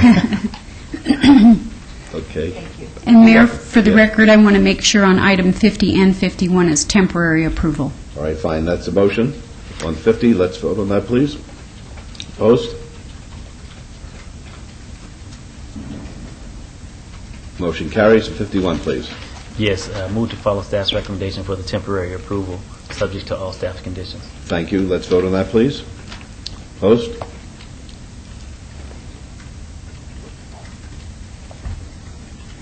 Motion carries. Good luck to you. Thank you very much. You're welcome. Thank you. Call item 49. 49 will be trailed to be heard in the afternoon session in conjunction with item 103. Now let's go to 52. 52 is discussion and possible action regarding a new massage establishment license for Chiropractic for Life PC, doing business as Chiropractic for Life PC at 7455 West Azure Drive, Suite 120. This is in Ward 6, and this is an ancillary license to Chiropractic for Life PC. Mayor, members of council, Carol Meyer. Again, with this ancillary massage license, it is limited to less than 150 square feet. We've gone out and done an inspection, and they have one room that's 10 by 10. Their hours of operation have been relayed to us that they will be from 10 a.m. to 1 p.m., and then again from 3 p.m. to 6 p.m. So this massage will only be offered during those hours of operation through the chiropractic office, and there is no exterior signage as well. And we have the applicant here to answer any questions. She has met our criteria for consideration of temporary approval for this license. Thank you. Any question, Ms. Meyer? Be happy to hear from you, ma'am. Please identify yourself. I'm Dr. Shadia Corey Hajal. I am the property owner and the chiropractor in the building. All right. Are there any questions of the doctor? All right, folks. We'll turn to Councilman Ross. Thank you, Your Honor. Doctor, I want to wish you all the success in the world right there in that location. I think it's a great location. I think you'll do well, and if this helps. And just to clear up something with Councilman Barlow, this is a chiropractic office, correct? Yes, it is. He accuses Ward 6 of having a lot of massage licenses available. But I would move, Your Honor, to follow staff's recommendation. Very good. Let's vote on that, please. Thank you. Opposed? Motion carries. Good luck to you. Thank you very much. You're welcome.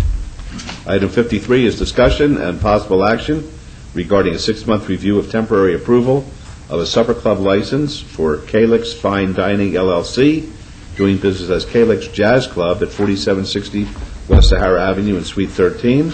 This is in Ward 1. Mr. DiFiore, is the applicant present? That's in abeyance? Okay. Serves me right. 54 is discussion and possible action regarding an appeal of a denial of a gift shop license and a retail tobacco license for Gulf Coast Capital Asset Corp. Doing business as 420 Smoke Shop at Hookah Lounge. This is at 3900 North Rancho Drive in Suite 104, and this is in Ward 6. Is the applicant or the appellant here? Is anybody representing the smoke shop here? All right, make it short and sweet then. Okay, Mayor and members of the council, Jim DiFiore, Manager of Business Services. The council has two options today. One, to hear the presentation going forward. Mr. Swansang, who is the appellant, was notified by certified mail last week that his hearing date was today starting at 9 a.m.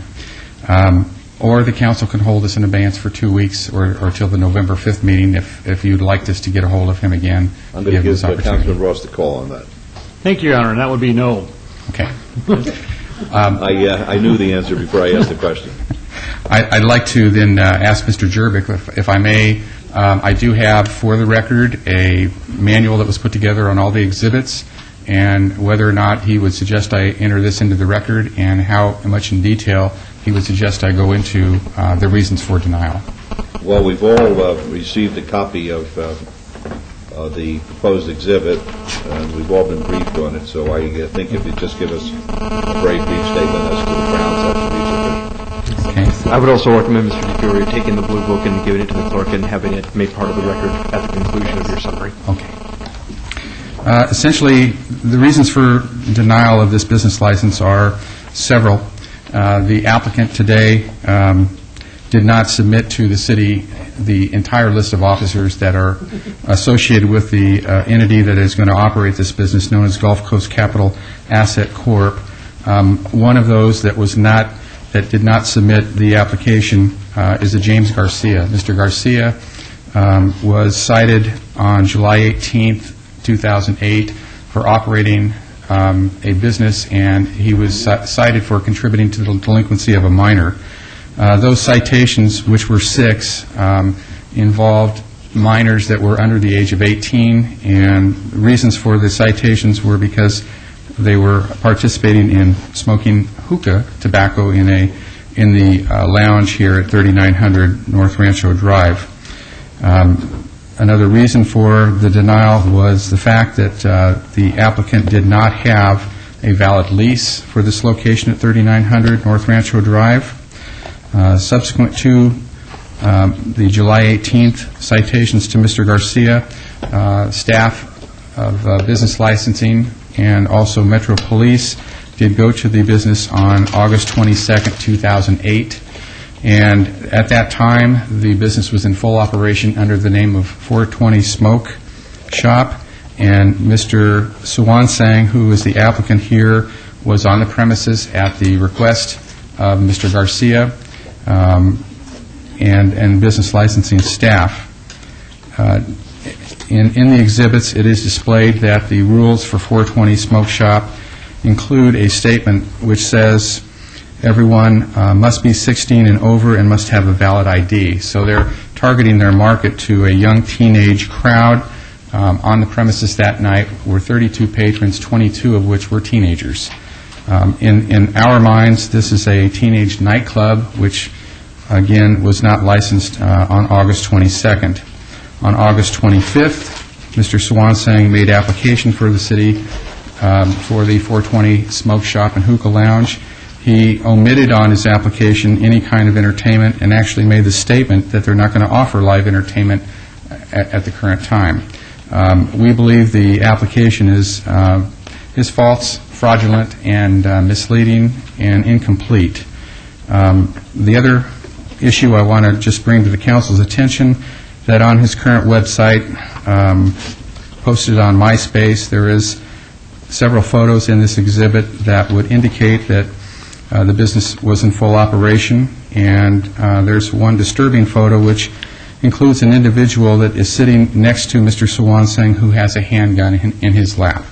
So I want to suggest that the council uphold the denial of the business license, and I'll submit the document that I just briefed the council on into the record. Thank you, Mr. DiFiore. Are there any questions of Mr. DiFiore? Yes, Mayor. All right, Councilman Barlow. Just for clarification, on yesterday I informed Councilman Ross that they were doing massages at this location, but I stand corrected. I looked at the word wrong. It said message. So, Councilman Ross, thank you for that clarification. All right, thank you, Councilman. Councilman Ross, your motion, please. Thank you, Your Honor. Thank you, Councilman Barlow. I will move to follow staff's recommendation to deny this appeal. And good job. Tell your team, good job, and keep your eyes out. Thank you. All right, that's the motion. Let's vote, please. Opposed? Motion carries. Thank you, Mr. DiFiore.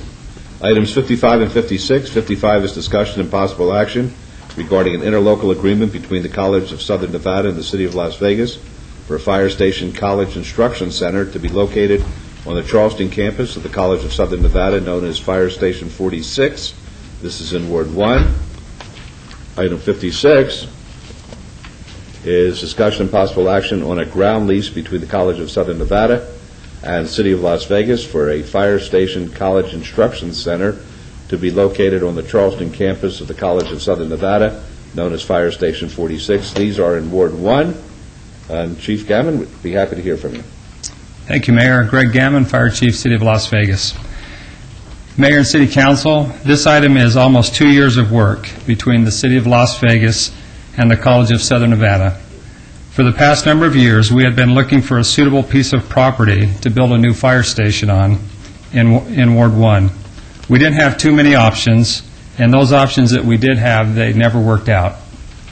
Councilwoman Tarkanian and her liaison at the time, Jeannie Most, approached me about an idea to speak with CSN and see about a public-public partnership where we would pay for the fire station and 4,000 square feet of attached classroom space for the college's fire science program. In return, we would get the needed land leased back to us for over 40 years. When this station is completed, the apparatus and personnel will move over from our current fire station number 6 and to new fire station, we're calling it 46 right now, but when it opens, it will go back to being called Station 46 or Station 6. There may be a little bit of confusion when you keep hearing us refer to it as Station 46, but when it is completed, it will be the new Station 6. When this station is completed, the apparatus and personnel will occupy the station. We will also be providing on-site a reserve apparatus that the CSN students will have access to as part of their fire science program. We as a fire department, in return, will have access to the classrooms on weekends where we can use those rooms for our training. This station is also consistent with our 10-year plan for fire facilities and will provide a fire station in an area where a fire station is much needed. The existing Fire Station 6 is over 45 years old. It is in need of repair and is outdated for today's modern firefighting equipment and crews. In a future item that will be brought before you, a rehabilitation plan for existing Fire Station 6 will be brought before you for consideration to convert it into a modified fire station to be used for housing 2 of our specialty units and 1 of our battalion chiefs to serve in that area. This partnership with CSN will be the first of its kind, and we feel will gain national recognition for both the City of Las Vegas and the College of Southern Nevada. There are a few individuals who need to be recognized for their work in making this partnership work. From the College of Southern Nevada, I'd like to recognize their president, who's here with us today, Dr. Mike Richards, sitting over here in the corner. Welcome, Dr. Richards. And CSN Senior Vice President of Finance and Facilities, Patty Charlton, who is also with us. She's sitting right back here. Welcome. And these two have done an awful lot of work in helping us move this project forward. From the City of Las Vegas, I need to thank Councilwoman Tarkanian for making this even possible. This has been a dream of hers, and I'm happy to be a part of that. Also, Councilwoman Tarkanian's liaison, Kim Reed, who has assisted throughout this process. I also want to thank Deputy City Manager Betsy Fretwell. Betsy was there throughout the process to help me when I needed help, to answer questions that I didn't know the answers to. Mayor and Council, 3 weeks ago on September 26th, this item went before the Board of Regents for their approval, and they did approve it. They also felt that this will be a great partnership for the City of Las Vegas and the College of Southern Nevada to help the young men and young women in our community who desire a degree and a career in the fire service. Where else can you go where you can have your classroom attached to a fire station? So as you learn about the fire service, you can go right outside, and there will be a teaching area where our apparatus will be brought around, and they can be taught by not only instructors who mostly are firefighters, but also our on-duty firefighters who are there right there to answer their questions. This is a great project, and we have found nothing like it anywhere else in the country. We know of a few large universities that have their own private fire station that is just there to serve the university, but nothing like this, where a public fire station is on a public campus. Before we ask for your approval, I'd like to ask Jim Lewis from the City Attorney's Office. He needs to come up and he needs to make some language clarifications with the ground lease. So Jim, if you'd come up at this time. And I'd also like to thank Jim for all the work that he has done representing the city, and Richard Hinckley, who's sitting with Dr. Richards, who represents CSN. Thank you, Chief. Good morning, Mayor. Good, Sean. You'd think I'd know this, wouldn't you? Mayor, Council, thank you very much. Between the time that the Regents approved the lease, we've got an interlocal and we've got a lease, but between the time they approved the interlocal and the lease, there have been some discussions between the parties with regard to the lease itself. There have been some language changes. Some are minor, some are less than minor, so because we want to make sure that we comply with the open meeting law, make sure that the public knows the changes that are coming, I'd like to read some of the changes into the record. This will be very brief, Mr. Mayor. Go ahead, please do that. If I can get the overhead, please. Okay, and if we could zoom in, please. Okay. Well, the first change is changing the term premises to fire station area throughout the document. There's 60 or 65 of these changes necessary. It's typographical, but it's necessary to make sure that the interlocal and the lease are consistent. We don't want there to be confusion as to terms. The more substantive changes would be that we're introducing a new term, which is parking lot instructional area. And this is to describe the specific area where the apparatus will be when they're taken from the fire station and driven into the parking lot. And I'll just go ahead and read these two changes in. This is on page 1 and 2 of your document, the 4th and 5th recital. The new recitals are as follows.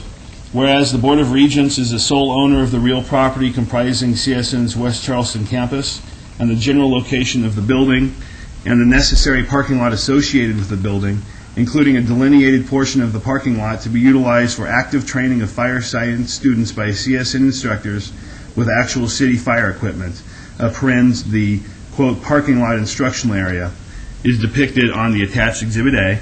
And then the 5th recital is whereas the city and CSN have not selected the exact location for the final footprint of the fire station area or the parking lot instructional area, and Exhibit A1 showing the specific location of the fire station area and the parking lot instructional area will be substituted for Exhibit A once the construction of the building is complete. The last change is to the indemnity provisions here. We needed to include the parking lot instructional area, that new definition within the indemnification of both the city and the CSN.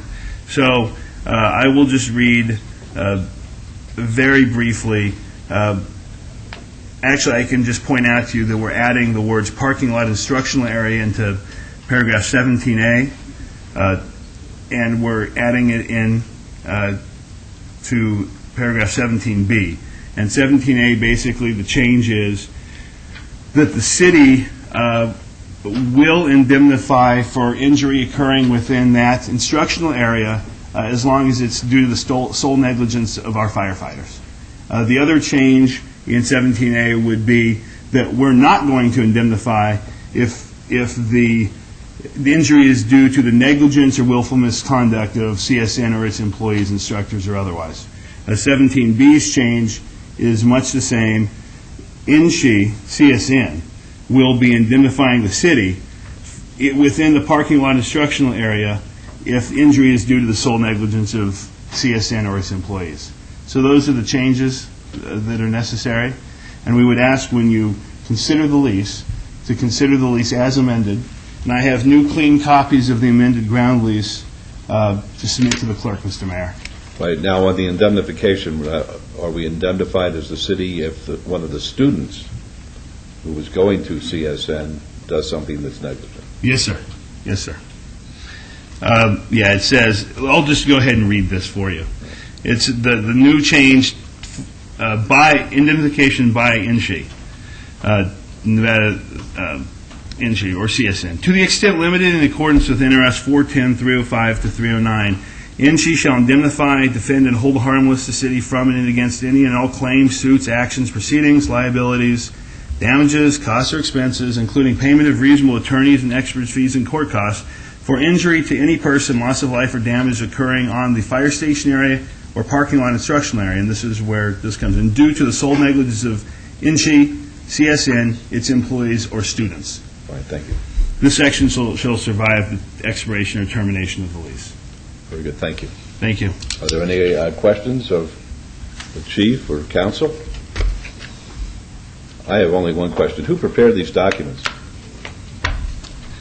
Mr. Mayor, I prepared the interlocal agreement and You prepared this? Consultation You with... prepared a document that has me initialing 100? Oh, no. We'll ask Mr. Hinckley about that. Mr. Hinckley, where are you? I think that's their standard practice. Mr. Hinckley, you're asking me to initial 157 pages here. I will do it if Chancellor Rogers will do it.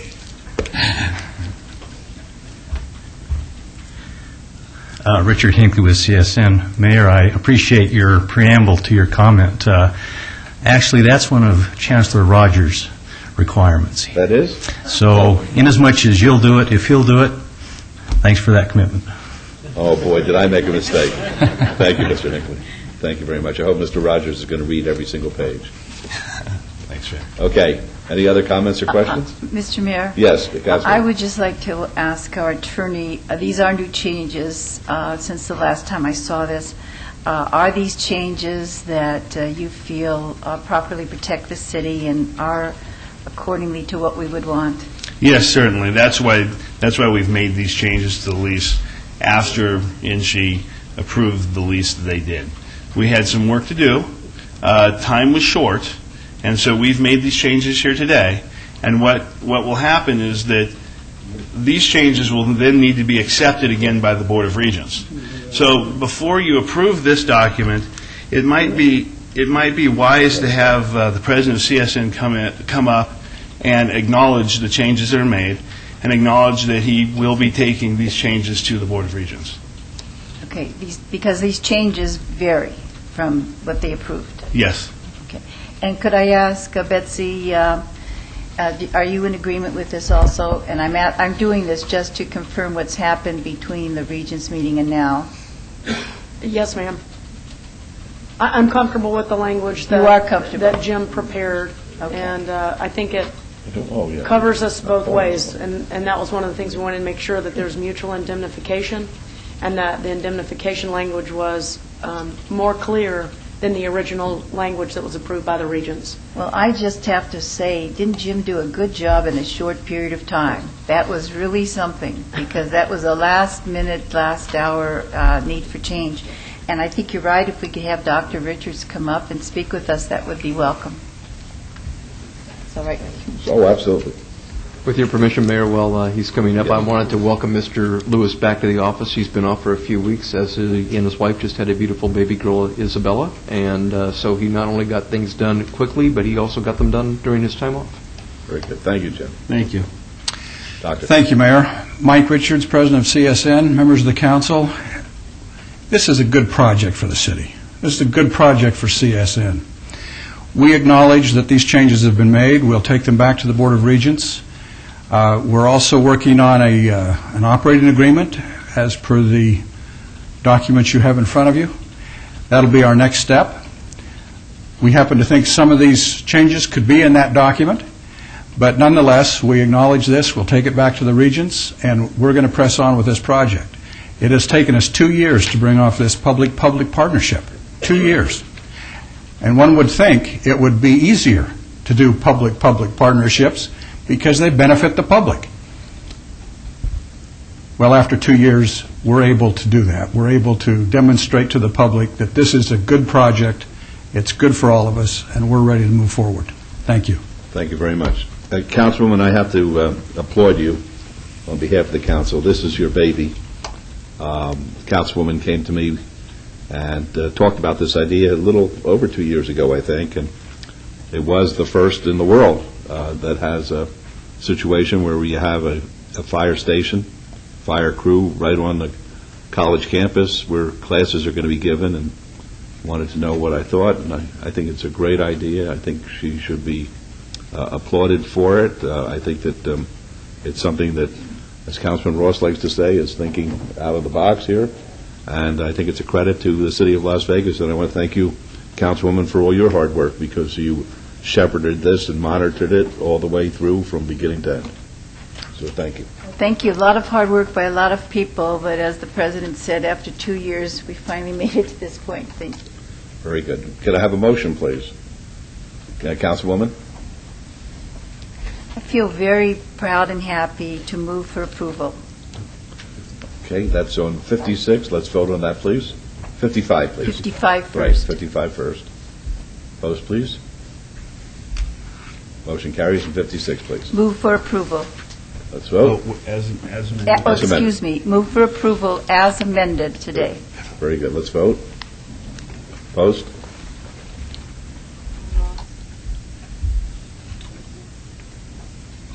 Motion carries. Congratulations, everybody. Thank you. Congratulations.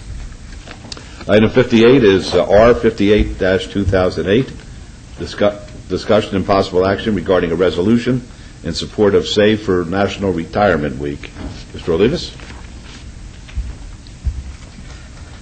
Good morning, Mayor and Council. For the record, Ted Olivas, Director of Government and Community Affairs.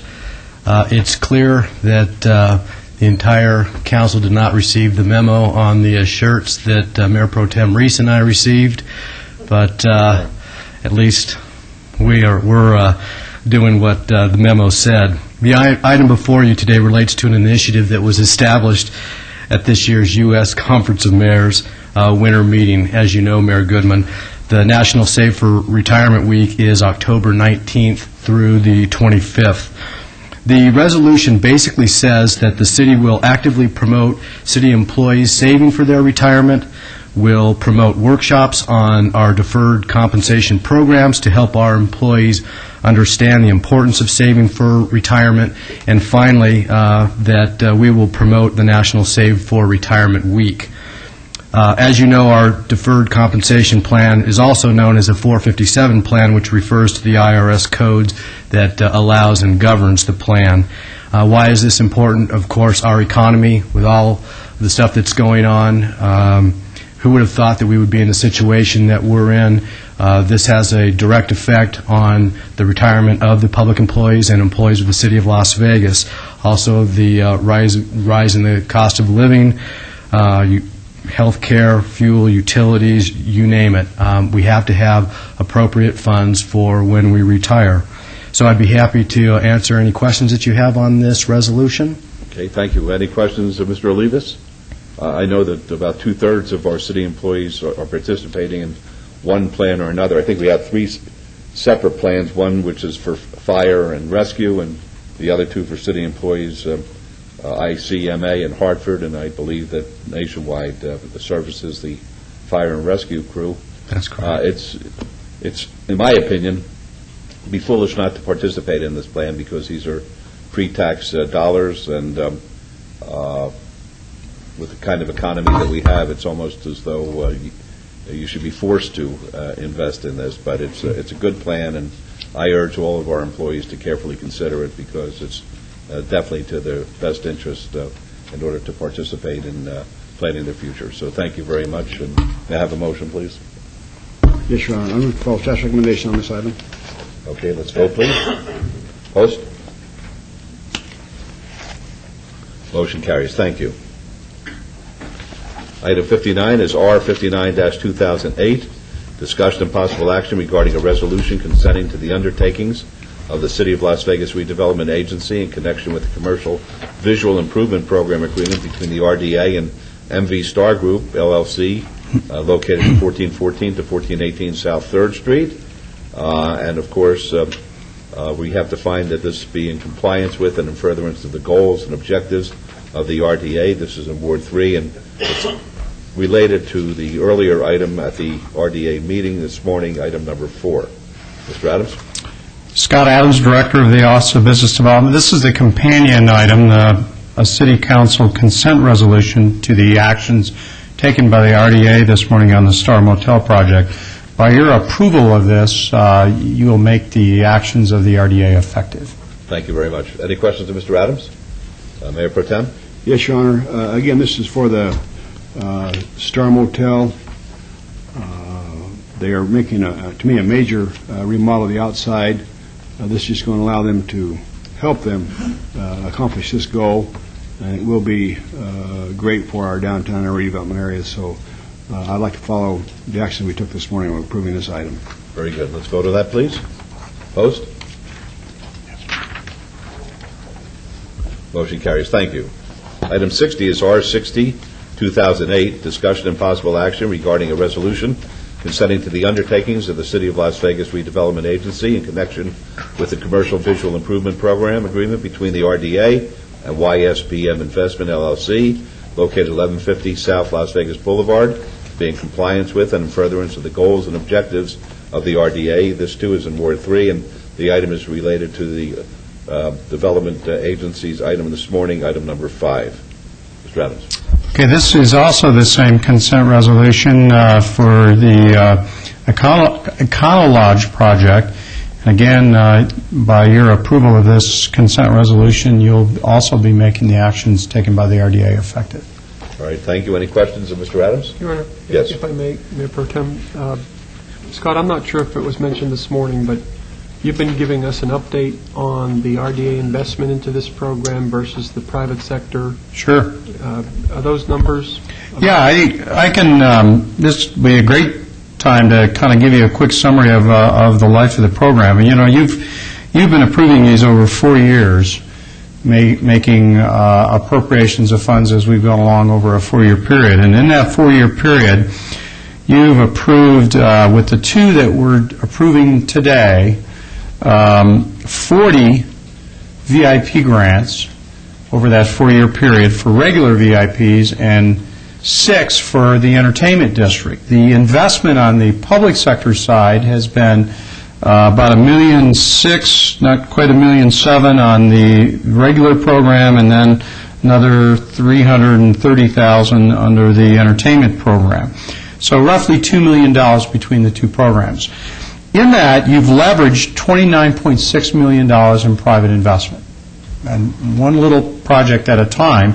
That breaks out into $22 million on interior improvements. In the early days of the program, we leveraged interior improvements, and then $7.6 million of work to the exterior, again for a total of $29.6. That's a ratio of $15 of private investment to every dollar that we put into this program. Another side note, we've created about 300 new jobs through that program, between part-time and full-time jobs amongst all these smaller businesses that's come along. As you know, we do a public purpose analysis on every project we do, and each of these little ones we've done a little public purpose analysis to look at both the public and private investment as well as the jobs created on each of those projects. I think it's phenomenal, and these are not from our general fund either. This is RDA investment. They come from RDA, so it's a win-win-win from every which way. It's a terrific program, great program. Thank you. Thank you very much. All right. Did we vote on 60? No. No. I would like to thank Councilman Brown for his input, his question.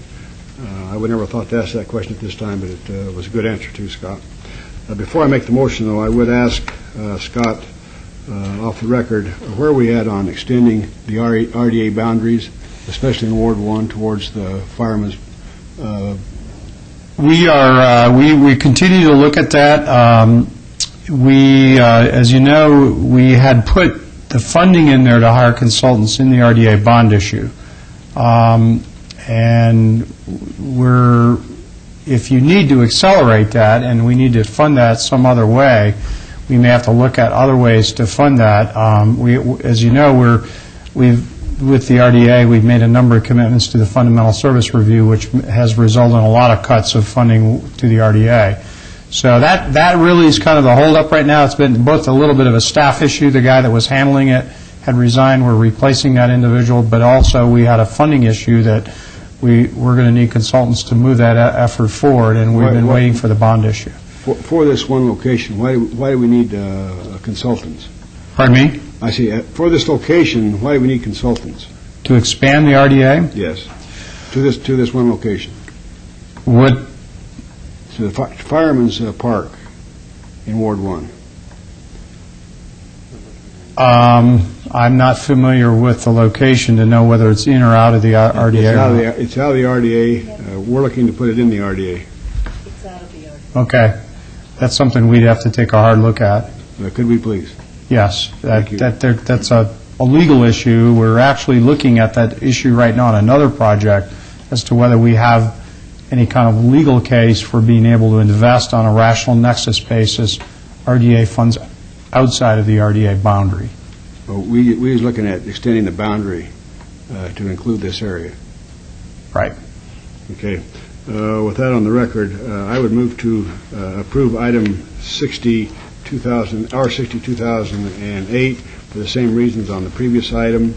Again, this is helping an existing hotel in the downtown area on Las Vegas Boulevard South.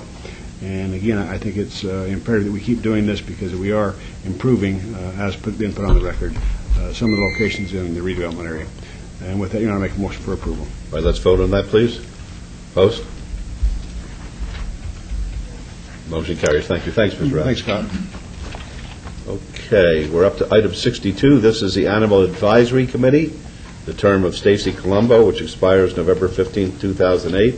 Ms. Colombo resigned, and the procedure is for Councilman Ross to move for an appointment of a new member. Your Honor, if we can obey that item for 2 weeks, please. Sure. All right, there's a motion to obey for 2 weeks. Let's vote, please. Post. Motion carries. Thank you. Item 63 is Park and Recreation Advisory. This is a term of Stavon R. Corbett. His term expired November 2nd, 2008. The options are to reappoint Mr. Corbett or appoint a new member to fill the seat. This is Councilman Brown's recommendation. Thank you, Your Honor. If there are no other comments or submittals by the board, I would recommend reappointment of Mr. Corbett. Very good. Let's vote on that, please. I think, Your Honor, too, we need to put it in the record there that he's only missed 2 out of the last 21 meetings. 2 out of how many? 21. That's terrific. Okay, let's vote. Post, please. Motion carries. Thank you. Item 64 is Bill number 2008-44, updates the parking infraction procedures of the municipal code relating to leased or rented vehicles and the procedures pertaining to the collection fees that are chargeable for fines and penalties referred to a collection agency. Councilwoman, do you wish to have the bill read? Please. Thank you. Thank you, Your Honor. Thank you, Councilwoman. Bill number 28-44, an ordinance to update the parking infraction procedures of the municipal code relating to leased or rented vehicles and the procedures pertaining to collection of fees that are chargeable for fines and penalties referred to a collection agency and probably for other related matters. Thank you. And Councilwoman, do you have a motion, please? Move to approve. Thank you. Let's vote on that, please. Post.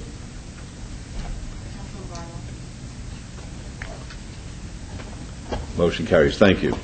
Item 65 is Bill number 2008-45, updates various provisions of the city's zoning regulations relative to certain land use categories and development standards.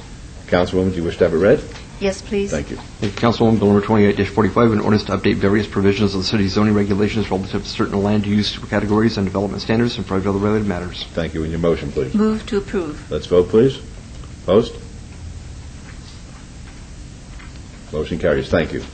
Item 66 is Bill number 2008-46, grants to Wiltel Communications LLC, a non-exclusive franchise for the purpose of installing, operating, and maintaining a telecommunications service within the city, subject to and in accordance with the terms and conditions of the franchise agreement incorporated by reference into this ordinance.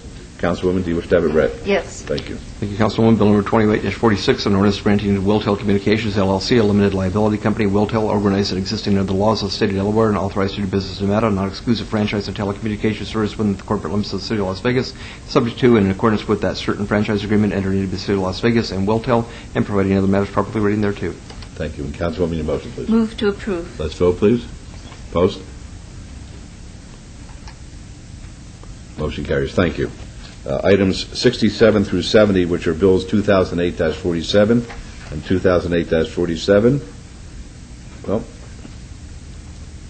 and Z 2008-1 and Z 2008-2 are eligible for adoption at a later meeting. I'm just reading it. I'm not making it up, believe me. So we're going to move on to new bills. New bills, items 71 and 72, bills 2008-49 and 2008-50 will be heard at the recommending committee meeting on Tuesday, November 4th, 2008. Mr. Jervik, would you please read those? I'll be happy to, Your Honor. Bill number 28-49, an ordinance to authorize the City Council to grant distance separation waivers for taverns located within larger mixed-use developments and provide for other related matters. And Bill 28-50, an ordinance to adopt the public services and facilities element of the Las Vegas 2020 master plan and to provide for other related matters. Thank you, Mr. Jervik. Will you be available, Councilwoman, on November 4th? Yes. Thank you. And Councilman Barlow, will you be available? Yes, Mayor. Thank you very much. I'll assign these bills to you for your review. And thank you, everybody. The council meeting is in recess until 1 p.m. 1 p.m.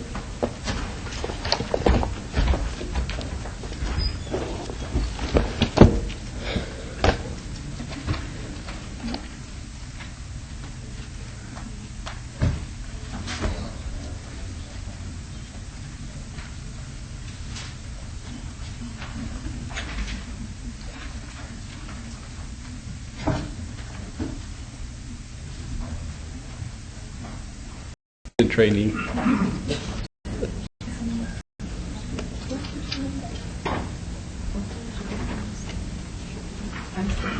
All set? We're good. All right, thank you very much. Okay, we'll go on to item number 65. 65, Mayor Pro Tem. Bill number 2008-45 updates various provisions of the city's zoning regulations relative to certain land use categories and development standards proposed by Margot Wheeler. This needs to be a First Amendment. Mr. Steed? Did you want to make a move to rescind that, and then we'll... Yes, my motion is to rescind this item. All right, let's vote on the rescission motion, please. Opposed, please. Motion carries.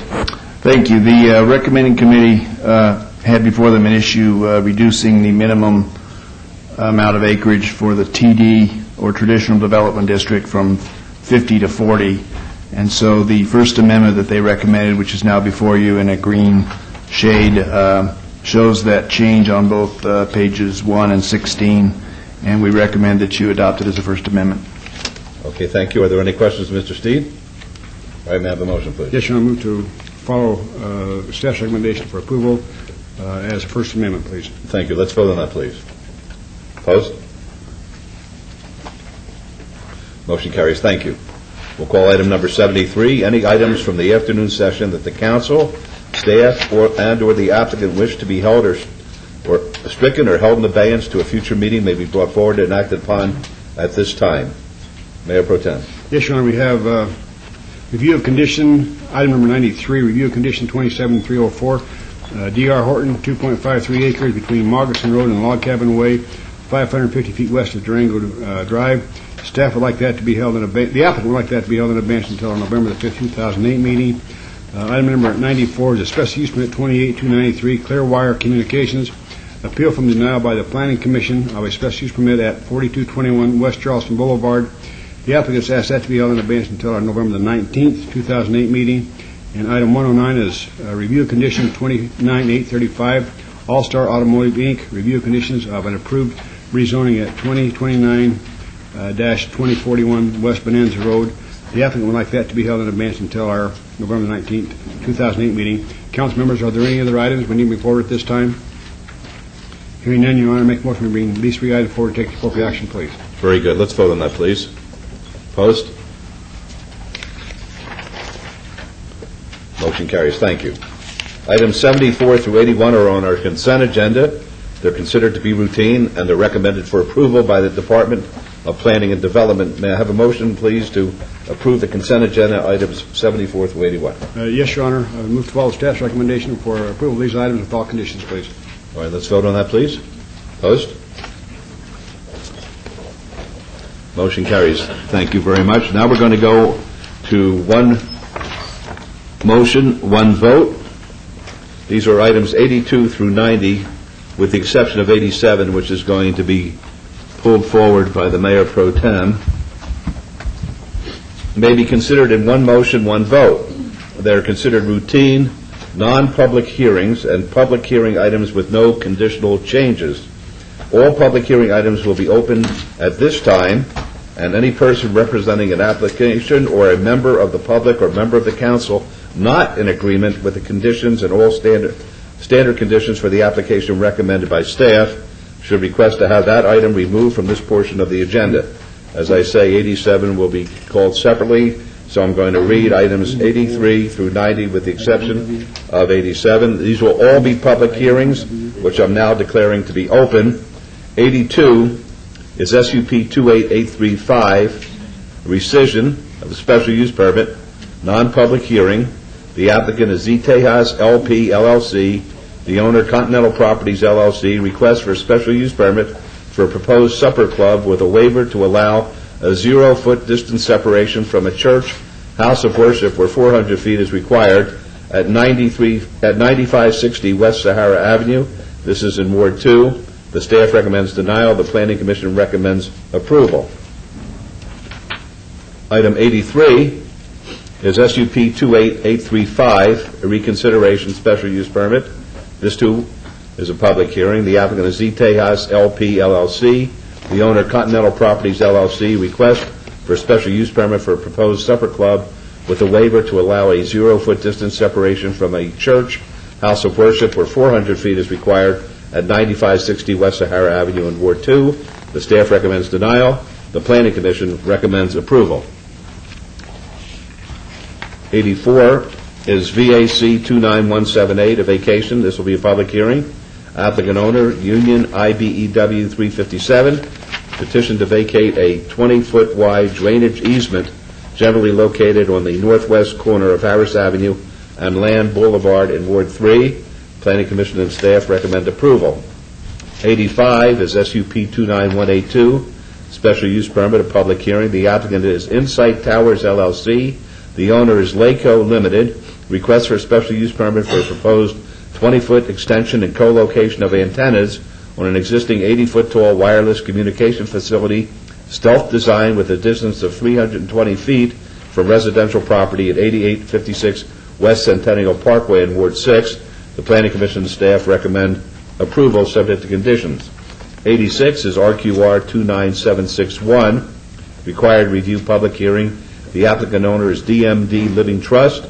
Required 2-year review of an approved special use permit, which allows a bail bond service at 816 East Ogden Avenue in Ward 5. The staff recommends approval, subject to conditions.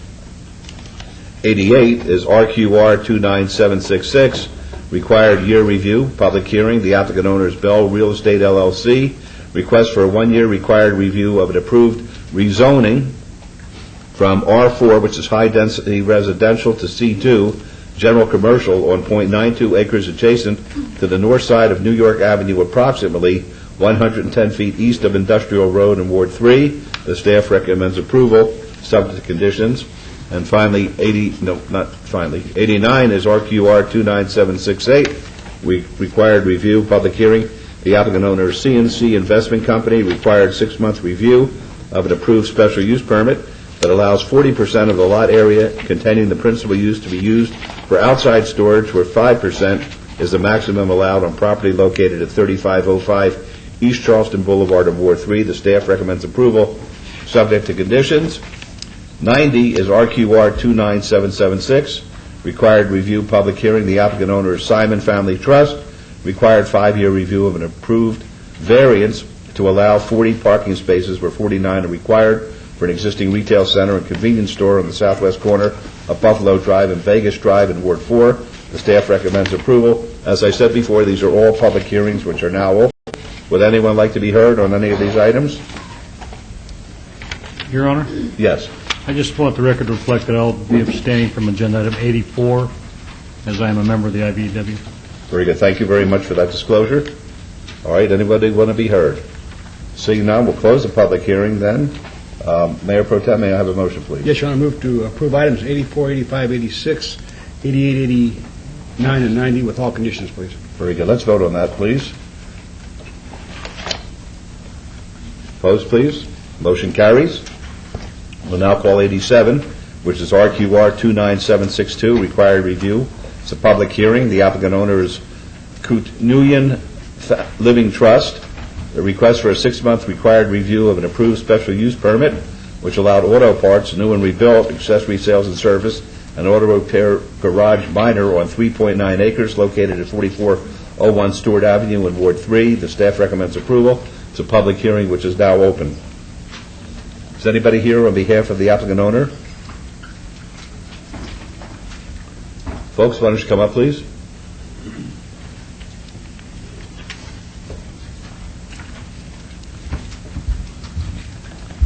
Please identify yourself for the record. Juan Peña, 5990 Lindell Road. Nora Armenian, 1023 Whitney Ranch Drive, Henderson. Okay. Mayor Pro Tem? Yes, Your Honor. When we gave them the special use permit, there was about 16 conditions, and over the last 6 or 7 months, the first condition that they haven't followed is no signage shall be placed on the lawn or landscaped areas. We have been down there, we have seen this happening. There are also outside displays. One of the conditions was no outside displays. They've had them. Condition number 10 was all repair, service, and installation work shall be performed within a completely enclosed building. There's been times when staff and or my staff have been down there and seen them changing tires on lift jacks out in the parking lot, which is not following the conditions. And there's to be no used discarded automobile parts or equipment shall be located in any area outside of an enclosed building. That's also not being followed. I'm not very happy with it. We did table this at one time because they was looking at doing some other work down there. They didn't do that. I would ask them if they have anything to say in defense of this before I make my motion. Folks, did you hear what the Mayor Pro Tem had to say? And Yes, we removed the banners and we put up a permitted sign on the property, and we try to keep the plane as clean as we can. Maybe sometimes the guys don't understand the rules, but we try to push them back and keep it as neat as we can. Okay, my motion, Your Honor, is going to be for approval with another 6-month review, and I'm putting them on notice that if anybody from code enforcement goes down there, or if I drive by there, or my staff goes by there, and we see anything that's not following these conditions, we are going to call you in for a show cause hearing. Okay. Okay. And that would be my motion, Your Honor. all right, that's the motion. Let's vote on that. If I may, Mr. Mayor and Mayor Pro Tem, the 6-month review at a public hearing of the City Council? Absolutely, yes. Thank you. Okay, that's the motion. Let's vote. Opposed? Motion carries. Thank you very much. 91 and 92. 91 is VAR 29028. It's a variance, a public hearing. The applicant owner is Harmony 2 LLC et al. Request for a variance to allow 43,996 square feet of open space where 50,094 square feet are required for a 70-lot residential subdivision on 10.52 acre site on the east side of Tonkinese Avenue and Wallapai Way. This is in Ward 6. The staff recommends denial. The Planning Commission recommends approval, subject to conditions. 92 is SDR 29026. Site development plan review related to VAR 29028. There'll be a public hearing. The applicant owner is Harmony 2 LLC et al. Request for site development plan review for a 70-lot residential subdivision on a 10.52-acre site on the east side of Tonkinese Avenue and Wallapai Way in Ward 6. Staff recommends denial. The Planning Commission recommends approval, subject to conditions. These are both public hearings, which are now declared open. Mr. Brown. Good afternoon. Jay Brown, 520 South 4th Street, representing the applicant. With me is one of the applicant's executives, John Rhodes. This site is located on the northwest corner of Farm Road and Wallapai Way. We would ask that you follow the recommendations of the Planning Commission. We want to take this opportunity to thank Councilman Ross. He's taken the time to go out there on not once but several occasions to look at not only our development but the surrounding area, and his staff has been kind enough to go as well. So we think we've answered all questions, but we'll be happy to answer any questions that you may have. Very good. Any questions of Mr. Brown? Folks, the public hearing, if you'd like to be heard. All right, seeing nobody, we'll close the public hearing then, and Councilman Ross, your pleasure. Thank you, Your Honor. On agenda item 91, I would move to follow Planning Commission's recommendation for approval with the additional condition that the applicant has agreed to a fee in lieu of for that variance of the open space. If I may read that right into the record, Mayor and Councilman. In lieu of compliance with the open space requirements of Municipal Code 1906-040, the developer will be allowed to make a contribution to the City of Las Vegas Park CIP Fund in the amount of $24,392 to be utilized by the City Council for improvements to existing public parks nearby. This contribution must be made to the Land Development Division prior to approval of a final map. Otherwise, the developer is required to comply with the open space requirement in accordance with Title 19. Thank you. Is that what we talked about? That's correct. It's agreed. All right. Then that's my motion. Very good. Let's vote on that on 91, please. Opposed?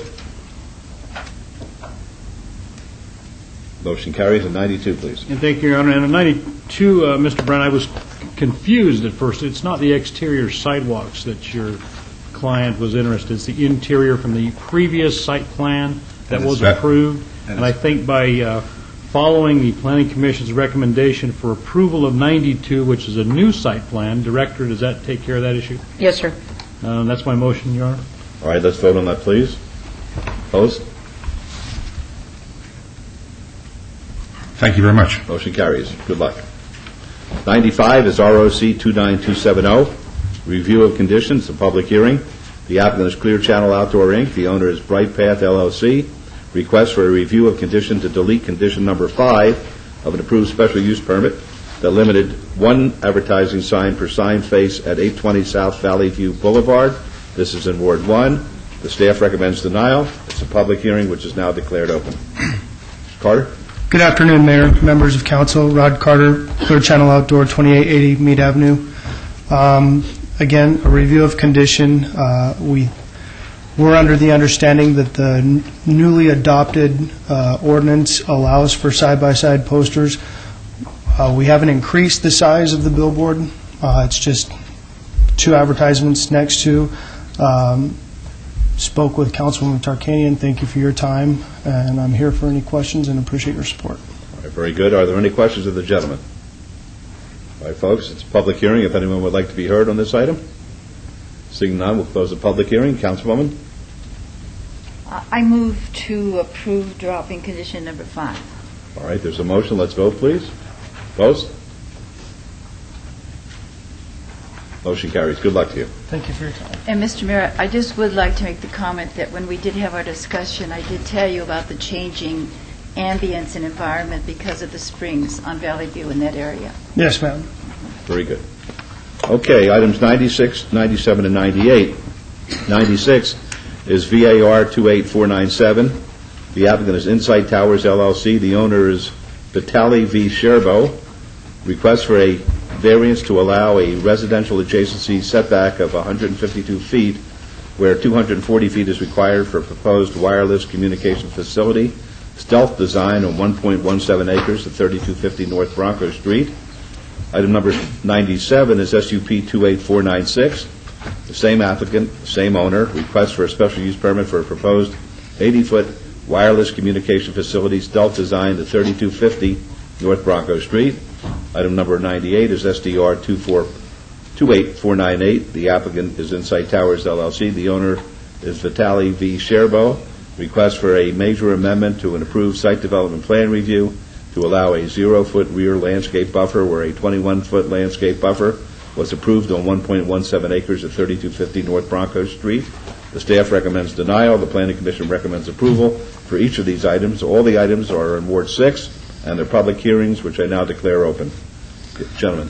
Good afternoon. Jason Freyer on behalf of the applicant, 320 East Warm Springs Road. First, I want to thank Councilman Ross for meeting with us back in August to discuss this project.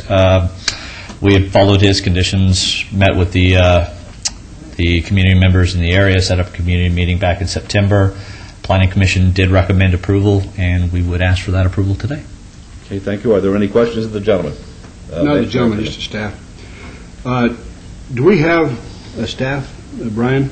Do we have the ability to direct which height we want in certain neighborhoods on these towers? You have discretion on determining what height certain towers are based upon the topography and based upon what's currently developed around that particular tower. You don't have to go with the 80-foot height. I mean, I know that's what they're requesting, but you don't have to go with that height if you feel that something else would be more compatible with the area and still allow them to operate. And if we allow variances on the distance requirements, okay, is our distance requirements that we have between these towers, are they defendable in court? I think this is as to the residential setback adjacency. This isn't as to between towers. Yeah. And that is something that's within our code that they are supposed to follow. Variances require, if you look at 1918-070 in our code, there has to be certain conditions that they're going to need to meet in order to have a variance apply to the situation. And I don't think they put any proof on that they meet that requirement. So they'd have to show you that they do.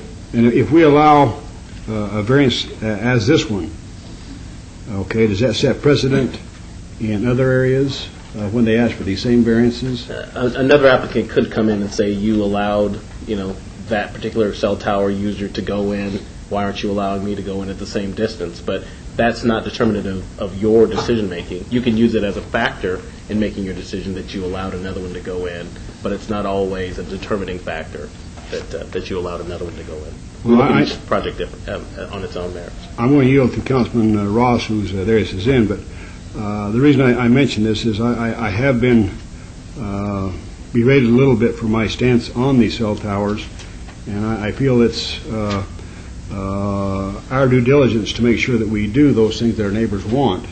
And I don't have any problem at all with the cell towers as such. I know that they've come in, they've tried to disguise them. I think that the palm trees that they supposedly are trying to do in these pine trees are uglier than just the tower itself. I don't like those, but I do have a problem, I guess, when they come in and start telling us that we don't have rights, that we have to allow this because the federal government says that we have to allow them. And I would hate to think that somebody from Virginia is telling me where I got to put a cell tower and where I can't. And I have heartburn over that. And so I like I say, I will support Councilman Ross because it is his ward, but I know that in my area now, I'm going to make sure that they meet all requirements, so they don't have to have any variances or application for variances or whatever in my ward. Thank you. Thank you. All right. We close the public hearing. Councilman Ross. Thank you, Your Honor. Thank you, Mayor Pro Tem. Those are definitely some important issues to bring up. And I think as council members, we have that ability on a case-by-case basis to kind of review this. This site, however, in my opinion, is a little overbuilt. It's on a very busy corner. The location of this tower is certainly not going to create any more unsightliness of this corner that it doesn't already exist. The applicant did do what I asked him to do with the neighbors. I think we did have 3 protests from the neighbors in the Ranch Estates areas over there in the county. But overall, I think what you guys have done is everything I've asked, and I think it's going to fit in fine. So on agenda item 96, Your Honor, I would move to follow Planning Commission's recommendation for approval, subject to all conditions. Okay, please vote. Opposed? Motion carries. And likewise, Your Honor, I would move to follow Planning Commission's recommendation for approval of agenda item number 97. All right, let's vote, everybody. Post, please. Motion carries. And agenda item 98, I would also move to follow Planning Commission's recommendation for approval. All right, let's vote, please. Post. Motion carries. Somebody suggested that instead of the palm trees, that we have Betty Boop on top of the tower. Have we explored that? No, sir, we'll get right on it. Thank you very much. Good luck, fellows. Thank you. Okay. Let's see. 99 and 100. 99 is VAR 28568. Rescission, a variance, public hearing. The applicant owner is W.W. Granger, Inc., request for a variance to allow an 80-foot-high freestanding sign where 40 feet is the maximum height allowed on 1.73 acres at 2401 Western Avenue in Ward 3. Staff recommends denial. The Planning Commission recommends approval. Okay, and then we have 100, I guess. Yeah, but you want to do the rescission? Oh, rescission, of course, please. Yeah. I would move to reconsider this item, please. All right, let's vote on that. Motion to rescind. Opposed, please. Motion carries. Thank you. And 100 is VAR 28568, the reconsideration. It's going to be a public hearing. The applicant owner is W.W. Granger, Inc., a request for variance to allow an 80-foot-high freestanding sign where 40 feet is the maximum height allowed on 1.73 acres at 2401 Western Avenue in Ward 3. The staff recommends denial. Planning Commission recommends approval. At the last meeting, Your Honor, there was no representative here from the applicant. I had been briefed on this item by staff. I followed the staff's recommendation for denial. After I made the decision, I was called, I guess, by this gentleman here today, and we talked over the phone, and I am ready to allow them to go 60 feet instead of the 80 feet required or asked for. All right, would you please identify yourself for the record? Yes, sir. My name is Jim Symington. I'm the owner of Symington Electrical Advertising, and I represent Granger. And it was me that didn't show up at the last council meeting. I am sorry. That's fine. All right, there's been a motion. Let's vote, please. Post. Motion carries. Thank you. Good luck to you, sir. Thank you. I'm sorry, Mayor. Yes. If I could ask the planning director, should there have been a condition Yeah, on that? that will be a indicating- condition that the maximum height of the sign shall be 60 feet. That's my motion. All right, that was the motion? Okay. And that's what we voted on. Okay. Last book.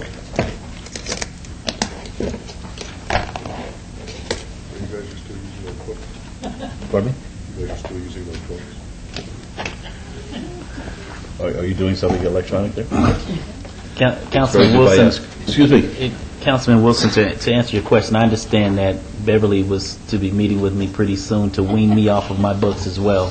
So, You know, Councilman apparently- Barlow, with the permission of the mayor for this discussion, it's one of the best things I've done in a long time to help the city of Las Vegas. I've been told that it saves approximately $5,000 for us to go electronically rather than these big, bulky, heavy blue books that some of our colleagues Come are on, doing. come on. All they are is they get tired of carrying these books upstairs and back downstairs. It's just Well, dumb. May the record reflect that I will continue to be computer illiterate, and I really sort of like the fact that we're killing old trees. Well, let the record reflect. I look forward to my meeting with you, Beverly. Thank you. Okay, 101, SUP 29194, special use permit, public hearing. The applicant is Telemundo Las Vegas, Inc. The owner is FAEC Holdings Werla, LLC. Request for special use permit for proposed TV broadcasting and other communication service at 450 Fremont Street, Suite 310. This is in Ward 5. The Planning Commission staff recommend approval, subject to conditions. It's a public hearing which is now declared open. And nice having you folks back. Nice to be back. see you. Be happy to hear from you. Absolutely. Well, Please identify yourself once again for the record. My name is Richard Bennett, Director of Technology for KBLR and KNSO in Fresno and Las Vegas. Basically, we need the special use permit, as you know, to put a TV station into the Neonopolis facility. And I don't think that that's pretty much the key point. Okay, I'm going to read 102 into the record, too. They're companion items. SUP 29197, special use permit related to the prior item. It's going to be a public hearing as well. The applicant is Telemundo Las Vegas, Inc., the owner is FAEC Holdings Ruraloo LLC. Request for a special use permit for 3 proposed 16-foot tall satellite dishes with a maximum 12-foot diameter at 450 Fremont Street and suite number 310. And the Planning Commission staff recommend approval, subject to conditions. These are both public hearings, folks, if you'd like to be heard on it. Mr. Rohi, do you want to be heard? No, sir, thank you. Okay. All right. On the antenna structures. Yes. The reason we are asking for the larger size is in the, for lack of a better way of putting it, digital and high-definition world, we need larger dishes to collect the signals because there's more data, and if you try to use a smaller dish, you end up going to black on the air, and most of our viewers don't tend to like that. So that was the main reason for asking for the larger than expected, or larger than permitted dishes. There's one thing you said this morning that got me thinking. You're not going to have any local news? Our news is actually out of Dallas-Fort Worth. We do have local coverage, but we feed the stories to our TPC center in Dallas-Fort Worth. Right, but as far as, let's assume something dramatic happened at the Las Vegas City Council meeting, would you broadcast that on Telemundo? Absolutely. Absolutely. Okay, just want to check. No, we do have the capabilities. Okay, very good. Thank you. The technology's there, absolutely. Okay. All right. Public hearing, folks. You'd like to be heard? All right. Yes, sir. From our earlier meeting today, I had misplaced the LED monitor, and I don't know if you would like to see what we are planning on doing. Sure, it's appropriate. This is the rendering of the drawing, and I hope it shows up better than that. Basically, this is the 13 by 23 foot that we were discussing at that time, with the Telemundo above the top. In this rendering, the Neonopolis has been removed by the artisan just to really focus on the space, but the Neonopolis will be retained. We have no intention of having that removed. That would be up to the building. And basically, it will be on that screen that will be seeing the feeds out of L.A. and out of Dallas. Actually, out of Miami and Dallas. Yes. Okay, but it will be constantly going. Is that correct? Absolutely. And actually, we do have an operations center that is based in the facility. It's not a feed it's not like you're watching TV at home and we're sending it to the TVs. We actually do quite a bit in the production and so on and so forth. And in the that operations center, we call it the BOC, Broadcast Operations Center, will be visible as you are in the inside space. On the inside space here, on the inside walkway, you will have the production where the individual that does the editing for any commercials, programming, so on and so forth, will be in this area where people will be able to walk by and watch them work. In the center will be the master control, which is where we take content local and all the computer systems that control the various parts is stationed, and people will be able to walk by and see the technology that's there, the operations center and the production center. Good. So it'll make it a little interactive, I guess. Good. Thank you very much. All right, folks, public hearing. We'll close the public hearing then. Councilman Barlow? Yes, Mayor. I would like to thank Telemundo and all of your management team for the great job that you all have done with bringing such an entertainment piece, but also educational piece to the downtown community. And I wish you much success, and happy to have you in the downtown community. So with that being said, I would like to move to follow staff's recommendation, subject to all conditions. Okay, that's on 101. Let's vote, please. Post. Motion carries. 102, please. Thank you very much. What? Not yet. 102, please. I thought we were done. And for 102, I would like to move to follow staff's recommendation, subject to all conditions.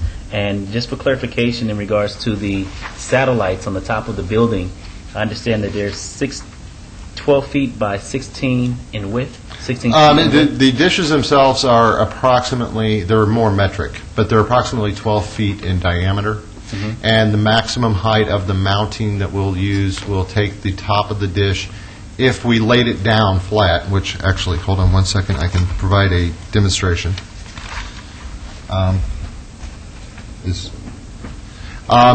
The maximum height, if they were laid flat pointing straight out is 16 feet. In reality, they won't be 16 feet.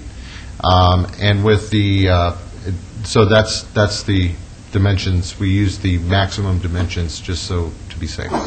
So as far as height and visibility, bless you, as far as height and visibility from the street, I want to make sure that there's some level of partitioning so that the customers on the ground won't see the protruding of those dishes from the street level. I'll be able to see all of them from my office, and as they move around, that'll let me know that you all are working.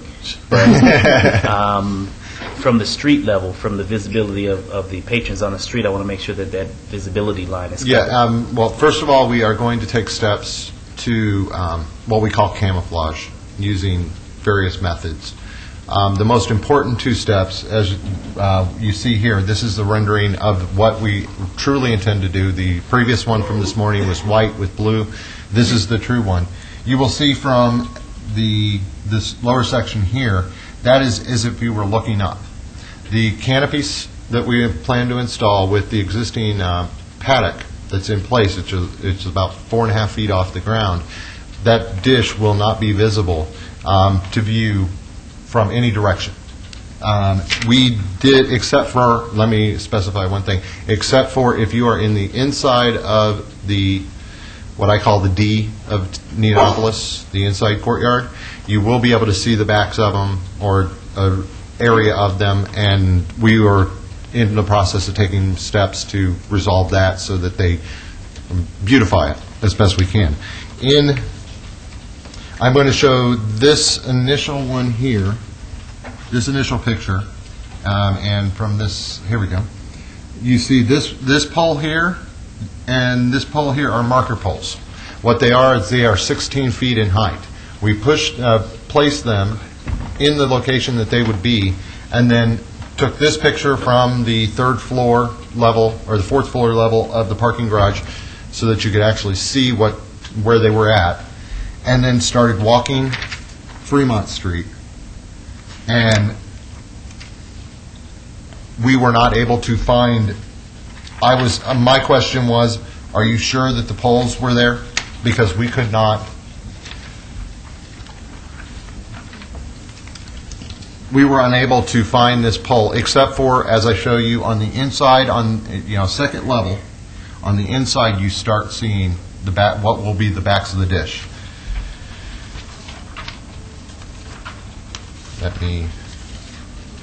Inside the experience itself, with the paddock itself and the placement that we're putting them will basically make them as if they weren't there. We've gone through quite a bit of a process to make sure that we do this in a way that is, we do this for a living, so we've got a great team that does these kind of things. And, sorry. What we are attempting to do is to place the satellite dishes in an area that is the farthest in, and with the height of the paddock and these canopies, the visibility will be so minimal, if basically non-existent. Okay, I appreciate that. It looks like you all have done your research and your homework very well, so I can appreciate that, and would like to move for approval of this item, unless there's any comments from Director Wheeler. No, sir. Okay. All right, that's the motion. Let's vote. Opposed? Motion carries. Thank you. Thank you very much. 103 is SUP 29208, special use permit.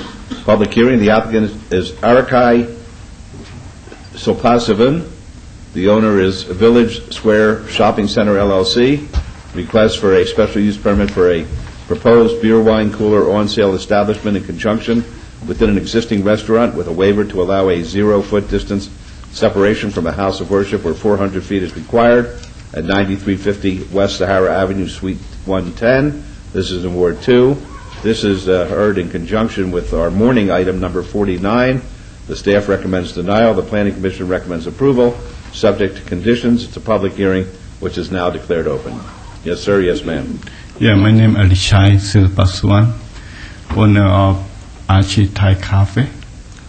My name is Sammy Dip, and I will be speaking on behalf of Mr. Silpasuan. I just want to reiterate, last time we were Is at the mic on? I'm sorry, can you hear me? I don't know whether the mic's on, though. It is on? Okay, fine. Okay. Is that the correct orientation? Can you see that? Excuse me? I'm sorry, can you see the chart? Now we can. It's upside down. Oh, okay. There you go. Okay. The reason we have to request for this 0-foot allowance is actually because the House of Worship, which is this corner here, they are located within the same property line with us, which is owned by 555, and therefore we have to request for the 0-foot allowance. But we're actually way more than 400 feet away from them. You have one of the, on your agenda, the Z-Teas. They're actually right here, which is much closer to the House of Worship. We are over here. And Chicago Brewery is here, the Route 66, and then there's, I believe it's Sunrise or something, Japanese restaurant. So basically all around us, there is alcohol existing. Okay. Okay. So, we ask for your approval. So. Very good. Are there any questions of the lady on behalf of the gentleman? Folks, a public hearing if you'd like to be heard. All right, seeing none, we'll close the public hearing. Councilman Wilson? Thank you, Mayor Goodman. Excuse me. Thank you for coming today. I appreciate it. I'm going to give you a chance to promote your restaurant in just a second. But, Margot, what I would like, please, is first of all, is there any way when we notice these SUPs to state in the notice that although the applicant is technically asking for a waiver to allow a 0-foot distance separation, when in reality, as you pointed out, there's actually 1,250 feet from your location to the House of Worship. My question, Margot, is there any way that we can put that in the notice?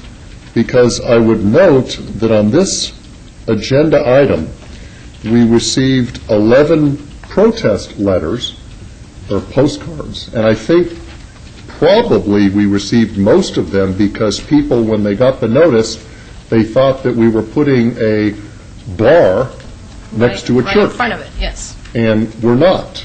There's actually 1,250 actual feet of separation. Now, I know the reason why we do this because, as you pointed out, it's property line to property line, and you come within the property line. So my long-winded question, Margot, is there any way that we can do something so that when we notice the public, we can give them the actual distances? Mr. Mayor and Councilman, if that's the direction of the council, we can certainly do that. It would have to be from existing building to existing building. My concern is that then you'll have other cases where it will be said, well, walking distance is actually, you go this way and around a block wall and all of that. So each instance, there's a separate issue. It may be the actual distance from building to building. It may be the access behind a wall or how you have to walk there. So we can do that, yes, but my concern is that there are different instances with different issues, and we would not be able to address all of those. Okay. Here, with your permission, Mayor, here's what I'd like to do is let's have a discussion in the future, because this is something that comes up all the time. It's not just in my ward, it's not ward unique. And I think in interests of being fair and being accurate, I think we're almost misleading the public in a sense. But let's have some further discussions about how we can improve our system so that people are really learning what the actual distances are. Because that's the issue here. The issue is we don't want, forgive me, but we don't want bars next to churches. And under the code, it almost looks like we're putting your restaurant next to a house of worship when there's actually a large distance. And Council, my only concern would be it will almost be contrary to the code to state it in that manner because we don't measure door to door and we measure property line to property line, making that kind of a, I guess, explanation within a title may be misleading in itself because then people will think we are measuring door to door rather than property line to property line. So, but we can discuss it and figure out there's a better way to clarify it for people in the future. May I say something? To be honest, I thought it was very confusing, actually, when I got the letter stating that we had to put in a request for a 0-foot waiver because I don't know what you're measuring in. So for me, when I did the research, we drove around, and then I also did, online research distance from door to door of all the businesses surrounding that serve alcohol, which I may understand is not correct. And what you're measuring is from property line to property line. But that's not a fact that I found out until afterward. But you're right, it's very misleading, which is not correct. So, there must be a way to kind of clarify that. That's the point. With your permission, Mayor, and Councilman Ross hit it on the head. It's not only confusing to the public, who are getting the notices and ask whether they oppose it or support it, but it's confusing to the applicant, yourself, the business owner that is coming in and just trying to do the right thing. So, I just want us to explore ways of doing government better, is my way. Would you like to tell us about your restaurant? It's an existing restaurant, but here's your free publicity, so go for it. Well, before you do that, we'll read item 49 to the record, because this will make your existing restaurant a little more interesting for a guy like myself who has to have a drink while I'm eating. 49 is discussion and possible action regarding temporary approval of a new beer wine cooler on sale license for Sirwan LLC, doing business as Archie's Thai Cafe at 9350 West Sahara Avenue, Suite 110 in Ward 2. Now, please tell us about... Mayor, members of council, Carol Meyer, Finance and Business Services. I'm here to let you know that the applicant has met our criteria for consideration of temporary approval of this beer wine cooler on sale license, and my recommendation would be approval subject to all conditions. Thank you. Fine. All right, now, you have a chance to tell us about Archie's. This is actually our third location. Our first location, this is the founder, the owner. First one is located on Flamingo, which is Sirwan LLC DBA as Archie's Thai Kitchen. And the second location is located on Rainbow, right by near 215, which is Archie's Thai Cafe.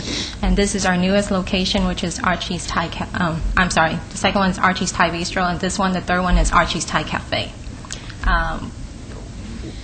He makes great Thai food. It's very authentic, and having a glass of wine with the meal is just perfect. Oh, I prefer a beer with my Thai food. We serve that as well. We have Thai beer too. Very good. Your Penang, is it the greatest? The greatest one.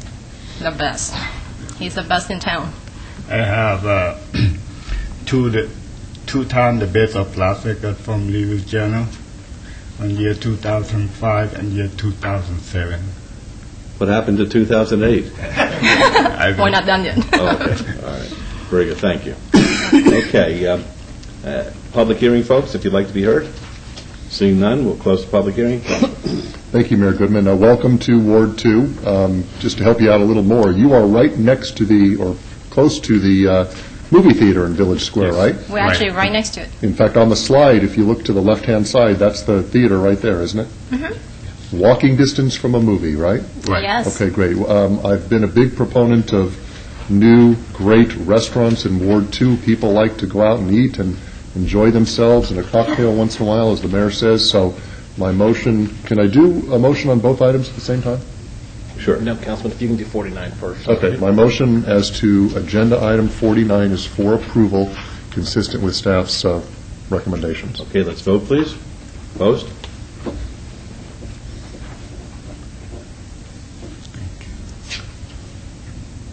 Motion carries. And 103, please. 103, my motion is for approval. All right, let's vote, please. Opposed?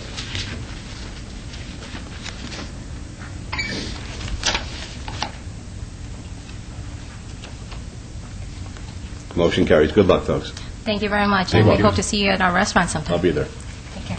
Item 104 is SUP 29227, special use permit, a public Someone hearing. left their phone. Somebody's phone? Oh, okay. Oh, sorry. Thank you. SUP 29227, special use permit, a public hearing. The applicant owner is DI Properties, Inc., a request for a special use permit for a 5,000 square foot retail establishment with accessory packaged liquor off sale in an approved shopping center at the northwest corner of Bonanza Road and Mojave Road. This is in Ward 3. The Planning Commission staff recommend approval, subject to conditions. It's a public hearing, which is now open. J. Brown, 520 South 4th Street, representing the applicant. This application meets the requirements of Title 19, and we'd ask that you follow recommendations of both staff and the Planning Commission. All right, any questions of Mr. Brown? Folks, a public hearing, if you'd like to be heard, be happy to hear from you. Seeing none, we'll close the public hearing then. Mayor Pro Tem? I'd like to make a motion for this is a brand-new shopping center down on Mojave and Bonanza. I'd like to see it filled up. I know we're in trying times, and so anything we do to help them, I think we need to do. It's going to be a great addition to Ward 3. I do have 4 letters of opposition to this, but I don't really think they understand what they're doing here. So my motion is to follow Planning Commission and staff both for approval of this item with all conditions. All right, thank you. Let's vote, please. Opposed? Yeah. Motion carries. Good Thank you luck. very much. You're welcome. Okay, 105 is SUP 29230, special use permit. It's going to be a public hearing. The applicant is Wet Ultra Lounge and Bar, Inc. The owner is FAEC Holdings Barola, LLC. Request for a special use permit for a proposed liquor establishment, a tavern, and waivers of the 1,500-foot separation requirement from a liquor establishment, another tavern, religious facility, and a school at 450 Fremont Street, Suite 150. This is in Ward 5. The Planning Commission and staff recommend approval. Subject to conditions, it's a public hearing, which is now open. Ladies and gentlemen. Good afternoon. My name is Elizabeth Mayer. I'm co-owner of Wet Ultra Lounge. I reside at 11165 Campsie Fells. Hi, I'm Matt Mayer of Wet Ultra Lounge and Bar, Inc., 11165 Campsie Fells, and we're requesting your approval for a special use permit for a tavern license at 450 Fremont Street. It's a nightclub to be put in at Neonopolis. It's a 12,200 square foot facility, upscale upscale lounge and bar with nightly service to tourists and locals both. Where's the plan to be located in Neonopolis?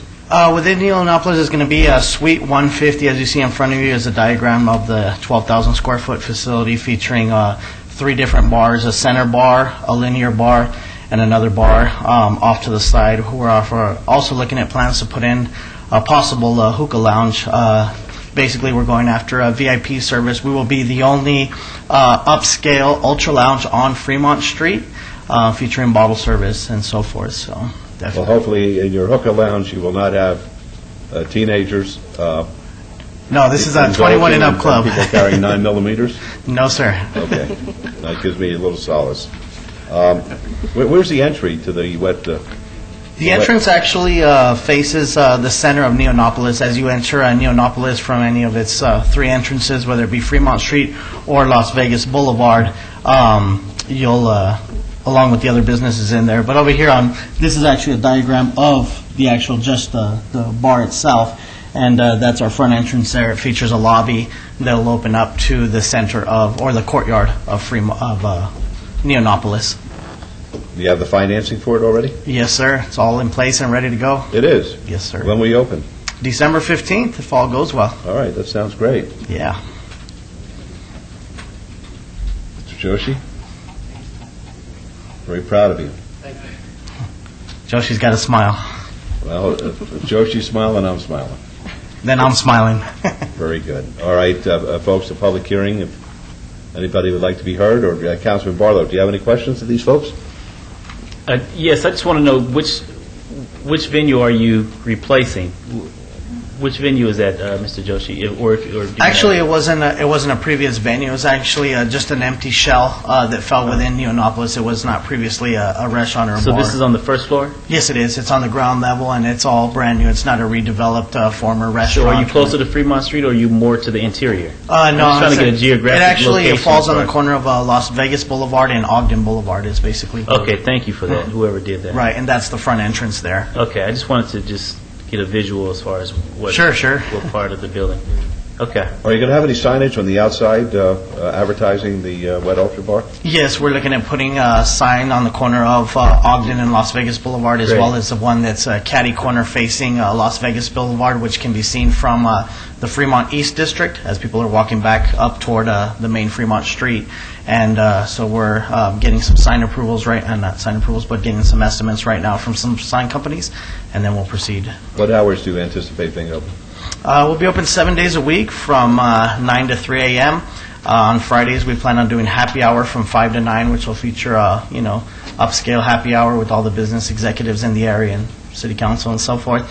And then on Friday and Saturday, we plan on doing after hours. So definitely. Now, have you operated in another location, or will this be your first location that you've operated? No, me and my wife have been in business for 11 years back in El Paso, Texas. We also currently own another club back in El Paso, Texas by the same name, Wet Ultra Lounge and Bar. And so we're just expanding into Las Vegas here in Neonopolis. An opportunity presented itself, and all parties came up with a great agreement. So hopefully this will be the turning point, and we look forward to being a part of the revitalization of not only downtown but Neonopolis within itself. What kind of music are you going to have? It's a wide range of music. We play a little bit of everything on any given night. However, one night a week we will feature a Latin salsa night, which will go after the the Latin culture, featuring salsa night and of course contemporary music, but definitely free salsa lessons from 9:30 to 10:30 and so forth. Don't say that too loud. My wife just asked me if we can go take salsa lessons. There you go. So now you got a place. So hopefully she's not watching. Oh, she's watching. Or you'd have a mechanical bull. No. That's further down Fremont. Okay. Mayor, are you done with your questions? I am never done with my questions. Councilman Barlow, it's yours. Thank you, sir. With that being said, congratulations to you. We hope and pray that everything works out for you and the success of your business, specifically here in the Neonopolis, which we're trying to revitalize. And kudos goes to Mr. Joshi for the hard work that you've done with pulling all the tenants together. So with that, I would like to move to follow staff's recommendation for approval of this item. All right, let's vote on that, please. Opposed? Motion carries. Good luck to you. Great. Thank you all. Have a good one. 106 is SUP 29237, special use permit. It's a public hearing. The applicant is Marco Tincanera. The owner is FAEC Holdings Rurula LLC. Request for a special use permit for a proposed liquor establishment, a tavern, and waivers of the 1,500-foot separation requirement from a liquor establishment, a religious facility and a school at 450 Fremont Street, in Suite number 101. This is in Ward 5, and the Planning Commission and staff recommend approval, subject to conditions. My heart can't take this. My heart can't take one Neonopolis improvement after another in one day. I don't know. I'm going to have to turn it over, I think, to the Mayor Pro Tem. I'm not sure. What do we have, gentlemen? Please identify. Good afternoon. My name is Paolo Simeone. This is my partner, Marco Tincanera. We are asking your approval for the SUP for food and liquor establishment in the Neonopolis building, Suite 101, where the Salon restaurant used to be. If you have any questions. What kind of establishment are you going to have? Italian restaurant. Pizza? Pizza, pasta, and anything else you like. All right. Full menu. How many seats? We're going to be on 200 seating with a nice patio outside so people can sit down outside and look at the Fremont experience. Hopefully get all those people to walk this way. There's a lot of people on the other side of the river, so if we can get it to this way, it would be nice. Right. And we're going to have a nice patio so people from the other side will look that there is something going on over there. Hopefully come try us out. When do you plan to open? Around the 15th of December. Everything's the 15th of December? Yeah. Big grand opening. Holidays, That's terrific. Councilman? Mayor, I'm with you. I am flabbergasted, really. I'm so happy I could do a jig. I really could. Well, this is unbelievable. I mean, for how many years has this albatross been choking me, Mr. Joshi? Long time, Doctor. A long time. Doctor. I needed a doctor until today. Let me have Paolo explain to you some of the other locations they've got in the Los Angeles district and here as well. Yeah, we have like a few restaurants in California, and then Santa Monica, and Hollywood, and Beverly Hills. We're in Santa Monica. On the promenade. Oh, on 3rd Street? Been there since 1992. Oh. I've eaten there. We were one of the first to be there with the homeless, actually. I'm going to do a jig. Used to be not in there.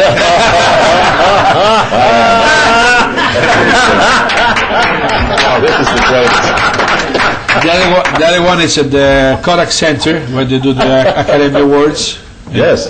And the That's third one, CIM. yeah. And the third one is with the Caruso affiliate at the Grove. Terrific. How long have you had those operations? Few years. So you have to be very successful. Those are great locations. We try. The only one is kind of Grove. limping is it's here at Lake Las Vegas. Oh, well, that's not in Las Vegas. I don't think it's our fault. Well, we do not take any responsibility. We tried the best. But, In fact, I'd like them to rename the lake out there. No, I'm kidding. That's great. Councilman Barlow. Maybe we have this food for... Yes, the gentleman prior to him, Mayor, stated that he has free salsa lessons, so I think you may want to take advantage of that. I didn't like your jig too much. But it was good, though. Thank you all so very much for meeting with me as well, and we look forward to you all having a very successful business, and I look forward to the opening. Thank you. December 15th. So with that, if the mayor doesn't have any more jigs to do, I would like to move to follow staff's recommendation for approval. Okay. I got one comment I'd like to put on the record. Certainly. I would certainly like to have some of this pizza at one of our council meeting days. Oh, that'd be good. yeah, you can come and flip some pizzas for us. No, this is the truth of the matter is this is a big day for us because we've had some wonderful businesses telling us that they're going to come down there. We've got Telemundo with all of that excitement, and this is a turning point, I believe, in a time that everybody's being challenged economically. So true. So for us to be experiencing this, whatever help the city can give to both the prior applicant as well as to you gentlemen. Thank you. Don't be shy. Councilman Barlow will have open ears, and we've got programs like our visual improvement program. We can help out. But this is a big deal for us today. It really is. This is a very special day. And Mayor, before we take the vote, just one additional question in regards to signage.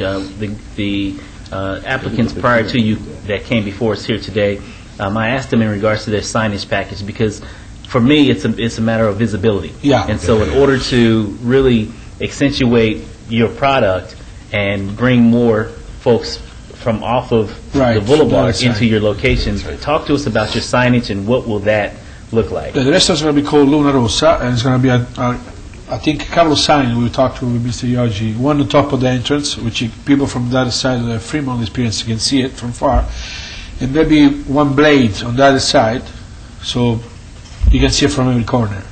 Right. Because we really do, Joshi, and this is more so pointing to you, that we really do have to do come up with a better plan in regards to making sure that the signage is visible to attract the motorists off of Las Vegas Boulevard Right. and into Neonopolis to really increase the foot traffic for all of the businesses that are coming there. So I appreciate that. Also, if you can have a nice open patio with umbrella, stuff like that, we can see the people are lounging outside, it would be nice. Make it very pedestrian friendly. Yeah. So the motion is on the floor for approval. Very good. Let's vote on that. Opposed, please. Motion carries. And you have the best address in the world. Vote, Thank you. folks. Las Vegas Boulevard at Fremont. You can't beat it. 101. Do you deliver? Do you Thank deliver? you. Thank you very much. Do you deliver your pizza? Yeah? Here, no problem. Okay, 107 is SUP 29241, special use permit, public hearing. The applicant is 5 Senses Management LLC. The owner is a Howard Hughes Corporation. Request for special use permit for a proposed 6,019 square foot supper club within an existing building at 11760 West Charleston Boulevard. It's in Ward 2. The Planning Commission and staff recommend approval, subject to conditions. It's a public hearing which is now open. Yes, ma'am. Good afternoon, Mayor Goodman, Councilman, and Councilwoman. This is Karen Ross on behalf of the applicant, 5 Senses Management LLC. First and foremost, I'd like to thank Councilman Wolfson for meeting with my clients and expressing your interest in the preparation and application of the SUP. And at this time, I'd be happy to answer any questions any of you would have, and just respectfully request that the recommendations of the Planning Commission and staff be followed. Okay, well, Councilman Wilson's going to ask you what kind of a restaurant it is. Absolutely. I already know, but I want everybody else You to ask hear. it. Are you in a position to tell us about the restaurant? Yes, I am. This is, of course, their first location. It is going to be more designed as offer a modern gourmet global cuisine. It is going to specialize particularly in infused martinis, Ooh. which, My loyalties are being tested here between Indianapolis and Ward 2. Keep going, we'll get them on our side.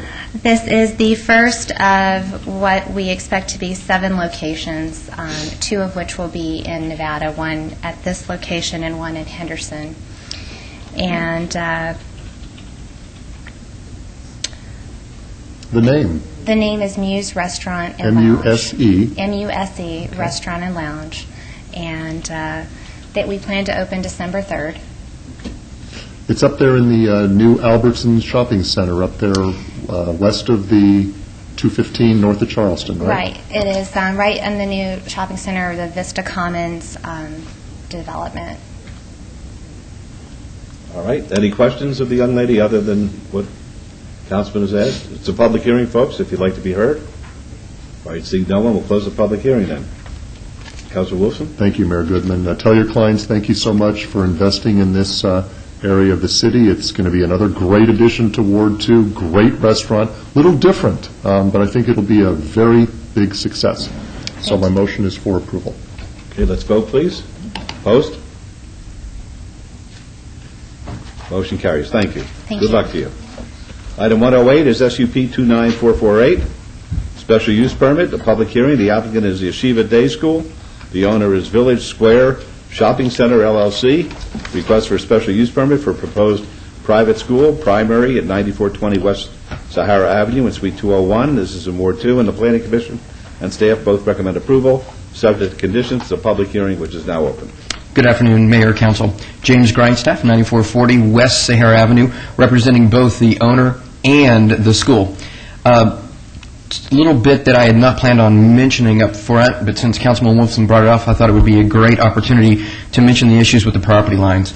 Obviously, if you look at the map, right here is the current location of the religious facility that has caused the discussion this morning and this afternoon on both Z Tejas and for Archie's.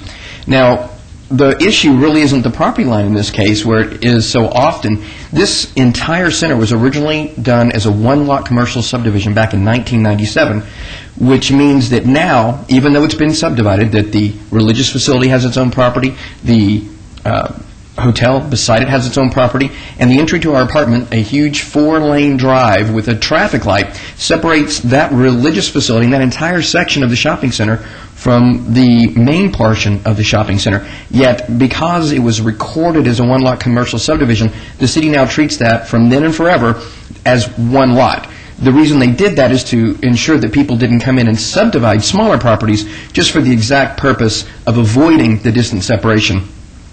My personal opinion, and just a little offering to Councilman Wilson, something maybe we can discuss, is that to put an acreage requirement. In other words, if you're over 50 acres, 60 acres, 100, whatever number that we determine as residents and council and staff is a good number, saying if you exceed that number, then we don't necessarily need to do that separation. So that's my 2 cents worth on this one, because as Councilman Wilson so eloquently put it, it's over 1,400 feet away, and it affected both Archie's and Z Tejas's ability to get that possible special use permit today. So I just wanted to go ahead and bring that up before I so kindly said thank you very much to Councilman Wilson for his time and staff's time on this for us, and staff and Planning Commission for their recommendation of approval, and I request the same of council. Thank you so much. Thank you. Are there any questions? Folks, public hearing, if you'd like to be heard. All right, we'll close the public hearing then. Councilman Wilson. Thank you. Margot, well, first of all, thank you, Mr. Grindstaff, for your presentation. Margot, do you remember our discussion from yesterday as to why I asked you, as to what I asked you as far as why this applicant needed to apply for an SUP? Yes, sir. Why don't you discuss that? You know, people are watching and they're wondering why we have to do these kinds of things, and I think on this item, we actually received a protest. So would you mind having that discussion briefly again? Fine, Mayor and Councilman. A school as a land use is a different use than is other typical uses within a shopping center. A shopping center is generally tenanted with retail uses where you go in and you purchase a product and you leave, or you go to another retail use within the center. A school is a facility where a larger number of persons come at the same time, stay for a longer period of time, and leave at a similar period of time. Therefore, the use of the land is different than it is for the other uses within the shopping center. Because schools have these different characteristics, a special use permit is required so as to further analyze that use in that location. Thank you. And in this case, both Planning Commission and staff are recommending approval. Yes, sir. I noticed that this school will be approximately 20 students and 4 staff members. Is that right, Mr. Grindstaff? That's correct, although it could expand as if the school grows within the next year. Okay. Now, but if the school were to grow and require more square footage, if you will, would the applicant have to come back in and reapply for a different SUP if they expand, Margot? It depends upon whether or not there is a change in the required parking. At this point in time, what we analyzed was the 20 students. Okay. Can I condition this use that if they do expand, that they bring it back before the council? And I'm comfortable with the number of students, approximately 20, but if we were having 40 or 60 students, I'd want to revisit the issue. Can we do something like that, Margot? You can, of course, set the 20 students as the amount of students that are allowed at this time. What that would require in the future would be an application for a review of condition to change that condition. Okay. Why don't we do this? Why don't we cap it at 25? Sure, that sounds good. Cap it at 25, and if you exceed 25 students and 6 staff members, then they'd have to have a review of the condition. That's acceptable. Thank you. Okay. Thank you. Mayor, I'm ready to make a motion. Please. For approval with that added condition. All right, let's vote, please. Post. Motion carries. Good luck. And since I'm the last item today, just to carry on for another extra minute, I just wanted to go ahead and throw a little thing out there for our Councilman Ross, Ward 6. We now have our model for the Great Mall of Las Vegas on display. It's huge, 14 by 7 feet, on display at the Centennial Hills Community Center. So I welcome the mayor, councilman, or anybody watching on TV to stop by the Centennial Hills Community Center and see our wonderful model, so you'll get an idea of what we'll be bringing back to you once we solidify a few more items to bring back for you for the design review. Completely out of line. Thank you very much, Mayor. Very good. And I was going to say that, Your Honor, for citizens' participation, Right, but he stole the words. Completely out of line. I would like to reserve a moment under citizens' participation. Mr. Grandstaff, you might want to stick around. Great. Thank you very much. Okay, that was completely out of line, but you snuck it in. It's all right. 110 is, Madam Clerk, would you please set the public hearing dates and appeals from the City Planning Commission meetings and dangerous buildings or nuisance litter abatements? Thank you, sir. Okay, 111 is citizens' participation. Public comment during this portion of the agenda must be limited to matters within the jurisdiction of the City Council. No subject may be acted upon by the City Council unless that subject is on the agenda and is scheduled for action. If you wish to be heard, please step up, give us your name, and we'll put the 3-minute timer on.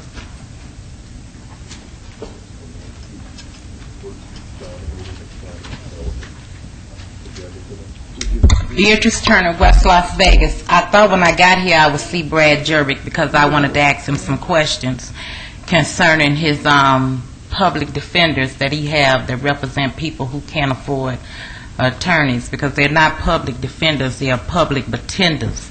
And I need to get in touch with him because I want to know, how do people file a complaint on the way that they go into court to represent people? So then I need to get in touch with him on that to ask him how. I don't believe that he would be the appropriate person. I think what you want to do is you want to go to Jim Cormany. He's a director of the Municipal Court Services. For the city? For the city. And he would be the one who would be most familiar with how the appointments take place of the people who do the defense.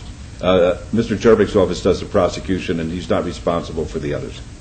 Okay, and the last thing that I have to say, you know what, Oscar, from the bottom of my heart, our community got a fight on its hands, and we hope that you don't interfere in what we finna do, because you know we're finna do a recall, that we is, and we hope you don't get into it, don't mess with it, let us handle our business in our community, and you stay neutral on it, because it don't take but 25% of the votes to do the recall. And believe me, Beatrice did have 25% of them votes that voted for Stacey Truesdale. So we ready to go forth and do what we have to do when it come to our community. And you see, you look out here, you see I'm the only one standing here that stepped to the plate. But see, all those who want to stay in the back and do all the stuff for the recall in the back, that's fine with me. But I don't have a problem coming forth and say, this is what we finna do. Would anyone else like to be heard? I would, Your Honor. Certainly. Put the 2-minute timer on, please. Yeah, to have to prove citizenship, yeah. No, it's interesting, you know, when you say that, at the Convention Authority, we have such a thing as, it's called director's recognition. And at the end of the meeting, after right before citizens' participation, as a chair, I say, do any of the directors have anything they'd like to say or bring up? And it's a pretty nice policy. I think maybe we could do that here as well. Put that on our agenda right after I instruct Ms. Bridges as to what I'd like her to do. I'll ask whether or not any of the council persons have anything they'd like to say. Okay. Good. We'll clear it with the attorney's office. Yeah, if it's permissible, of course. Okay, Councilor Ross. I feel like I'm setting a trend now, Your Honor. Thank you. That's good. Mr. Grandstaff, please come up to the microphone. I've got to tell you, council members, and for all of the folks in the audience watching at home today, this model of the streets of Montecito. That's still not totally official, but you can say it. I'm okay. Then we're still calling it the Great Mall. For right now. Of Just Las Vegas. so to keep confusion down until we get all our tenants lined up. It is at the Centennial Hills Community Center. It is in the community room next to the Ward 6 satellite office out there. I've gone out and seen it. It's absolutely fabulous. So I would encourage everybody watching at home and council members, you get a chance to stop by the community center out there. It's absolutely beautiful. How big is it? 14 feet by 7 feet wide. It's huge. I understand it took a couple of semis and a whole crew to get the thing It takes put about together. 4 people to bring it and set it up. Yeah, so it's quite impressive, and the lights come on, Your Honor. And so now this is a model of what Montecito? what the mall is actually, the conceptual. Well, we'll still call it the Great Mall of Las Vegas because that was the last thing you remember being approved, but we are going to change the name to reflect the outdoor pedestrian environment. We're working on finalizing some of the things because we need to come back before the council for a final design review. Most of the neighbors should be thrilled to death. We're reducing the square footage by about a little over a third.